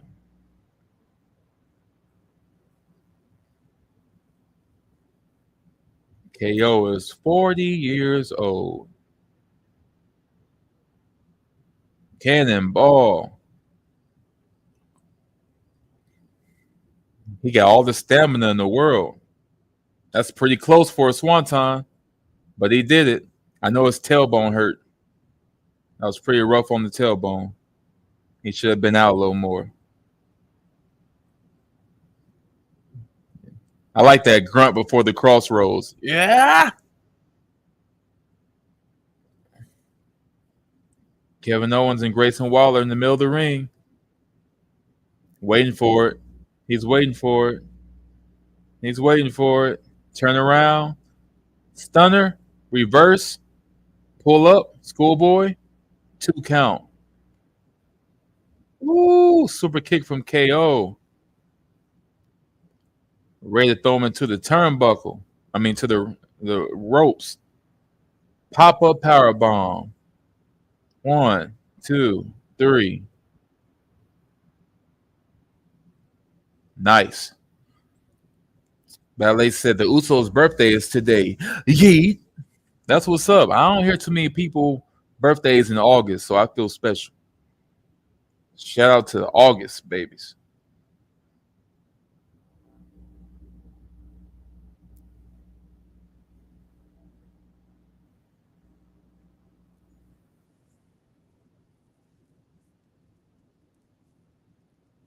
It definitely hurt Kevin more than it did Austin.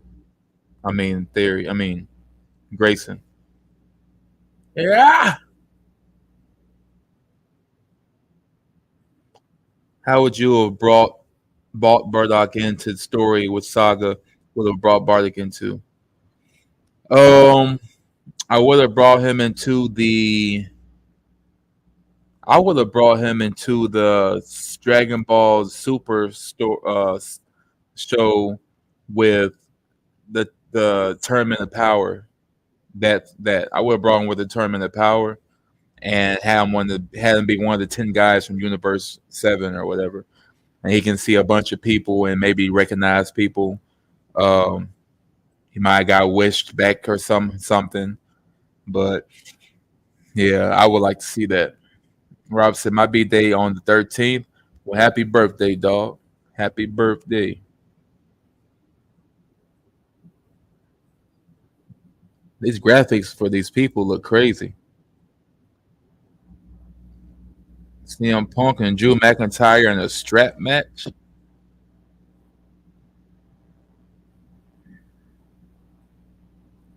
The ring general Gunther. Randy Orton. World Heavyweight Championship. Whoever's on the right side of the screen, their face looks like pungent, like it's something wrong with the graphics. Why are they still in the ring? Kevin Owens is hilarious. Yeah, like he was about to hit him with the belt and just handed it to him. Cody got shook. His heart beating fast as hell.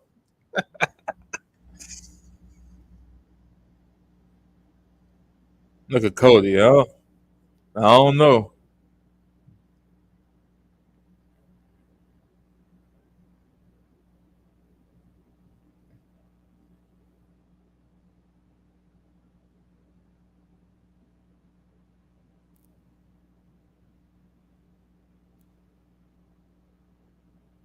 Kevin Owens raising Cody's hand.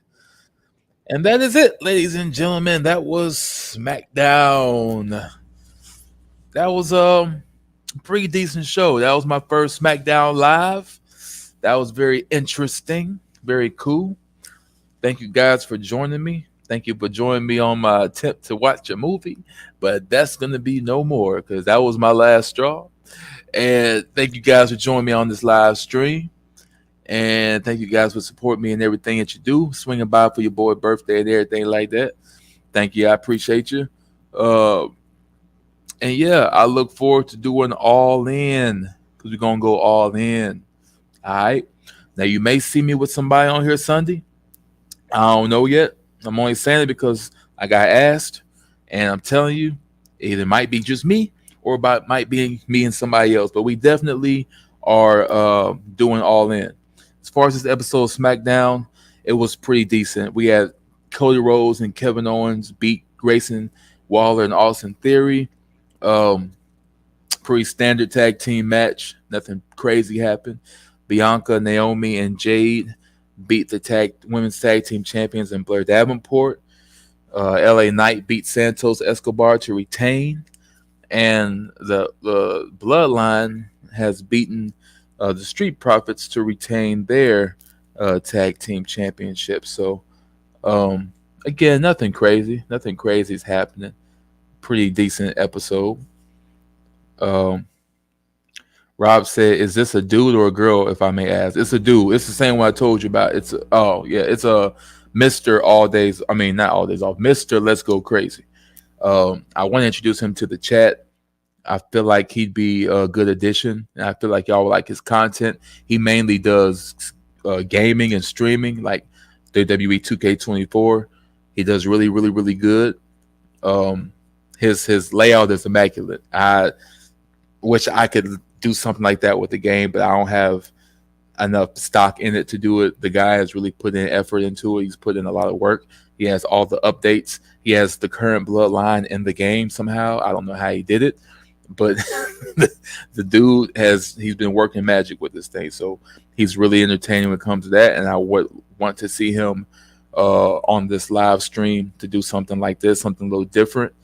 And even if it ain't me, sometimes it can be him. I want to get him used to doing stuff like this. It will help his channel out, help him get more acquainted with that, and to just, to step into something like this, because I think it would be profitable for him when it comes to speaking to others and really getting out there and having a live audience. He has his live audience with him when it comes to streaming his game, but it's different when you have a co-host and it's different when you have a pay-per-view. So I wanted him to get into it if he's wanting to do that. So it's just an idea that's been talked about and put out there. So we'll see. But All In is a big deal. So all hands on deck is always welcome. And if not, then you know your boy rides solo dolo every time. For sure, for sure. Mr. Artist always say you about to get lit for your B-Day night. Man, look. And turning 30, I realized a couple things about myself. One, I can't do it like I used to. I used to be able to have a whole smorgasbord of food and drinks and stuff. Like a whole buffet layout where I would just make a plate, tear it up, watch something, do something, come back, make another plate, tear it up, and rinse and repeat. But these days, bro, it's like one plate and I'm done for the night. I'm done. You give me a plate of some good food and then let me finish with some dessert and a nice drink. I'm done. I don't have any intention on like even staying up super late unless I'm working on projects. And even then I'm falling asleep while I'm doing it. It's not the same. It's more like wanting more time to just rest and to relax and to restore and reset your mind. And I think that's a good thing. I feel like that's a good thing, but it's also eye-opening because it's like, wow, it's really not the same no more. You know what I'm saying? I haven't watched anything in a long time. Like I've watched it, but it's while I'm doing something. I haven't just sat back and watched TV and not do nothing else in a very long time. That's like out of character for me because I'm always doing something. I'm never just still. I'm always doing something. If I'm watching a show and I got a project I'm working on too. And I guess I'm used to it too because when I was in college, I used to do that. I have to have the Super Bowl on while I'm doing my big assignment. And I'm missing most of the Super Bowl because this big assignment due the same night, it's like 50% of my overall grade. So I'm so focused on my assignment, I can't enjoy the bowl. And it's been like that for a long time with me when it comes to activities. So it's like I could, but I always ask myself, should I? Because it's like you could always be doing something. And I don't try to figure out stuff to do like I'm bored. It's just I always am in the middle of working on stuff. That's why whenever we do these streams and I'm like wanting to show y'all something, it's because I've been working on it. I don't never just not have material. It's a lot of material that ain't edited or up yet, but I always got material. That's just how it is. So these live streams are kind of a break for me in a way because I am literally watching something with y'all. But like right now, the night's still young. It's 9 o'clock. I got all day tomorrow. I got all day the next day. I got time. But I also know I got responsibilities, and I know that I need sleep. And I don't know. I just can't do it no more. It's I don't know. It's not that it's not fun. It's just that if I do more than what I do now, I'm probably going to end up falling asleep and waking up next morning like, when did I fall asleep? It's just like that now. And I always have a long-winded answer to these questions, and I'm trying to like keep it short. But when you get older too, look, I'm talking like I'm just 80 now, but I'm just saying, I've noticed that, yeah, I will like stretch out an answer. And it's like in a whole paragraph instead of just saying A, B, I have like the whole alphabet. And I don't mean to be like that, but I'm always having a lot to say when it comes to answering something. So I'm trying to condense it down to one sentence instead of spending 5 minutes answering one question. Sorry. Rob said, you said earlier, my bad, brother. No, you good, dog. You good. But yeah, do real cool. We'll see how it go. If it don't go, then you'll just see me. I'm gonna definitely be here Sunday. I've never streamed an AEW event either. So this is my first SmackDown show streaming, and this will be my first AEW PLE streaming, pay-per-view streaming. So it'll be something. It'll be fun. I gotta make sure I get sleep for that because it's gonna be a long night. A long night. Rob said you should get AEW Fight Forever so you can play it on here. That'd be interesting. That would be interesting. I might do that. I might end up doing that. Rob said, I'm gonna see if Leisha from Lee Darling can get on here. Do you want to reach out to her? I tried, man. I don't know if she never got the comment on her video or not, but I tried. I wanted to see if she wanted to do something. I think it would help her channel out a lot. So if you can reach out to her too, that'd be great. Then she can reach out to me. But yeah, I'm all in. No pun intended, but I am all in for anybody who wants to come aboard and hop on the live. I mean, I'm open to it. It's fine. Uh, yeah, all parties are welcome. I'll put it like that. So it's all love. It's all family here. Rob says, is you going to party like a rock star, or is you going to diesel it? I'm probably going to diesel it, brother. I'm supposed to be partying like a rock star, but I don't know. I don't know. We'll see. Good episode, SmackDown. Ballet said, rinse and repeat. Rinse and repeat. Rinse and repeat. Everything I do, I rinse and repeat. And thank y'all for listening to my single on here, Mr. All Days Off. I don't know if you heard the song, My Hero, on here or not, but if you haven't, you should go check it out on my channel. I guarantee you'll like it.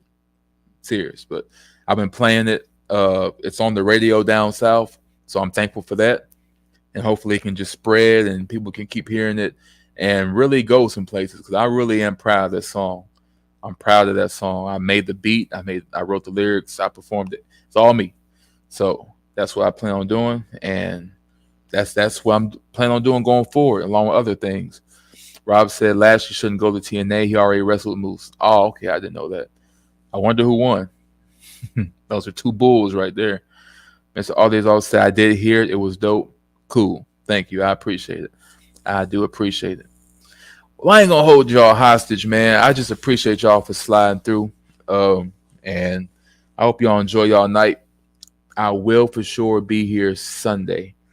If you get a pop-up stream for me tomorrow night, then feel free to slide through. Probably gonna make a beat or talk or chat or do something. I don't know, but definitely gonna be Sunday.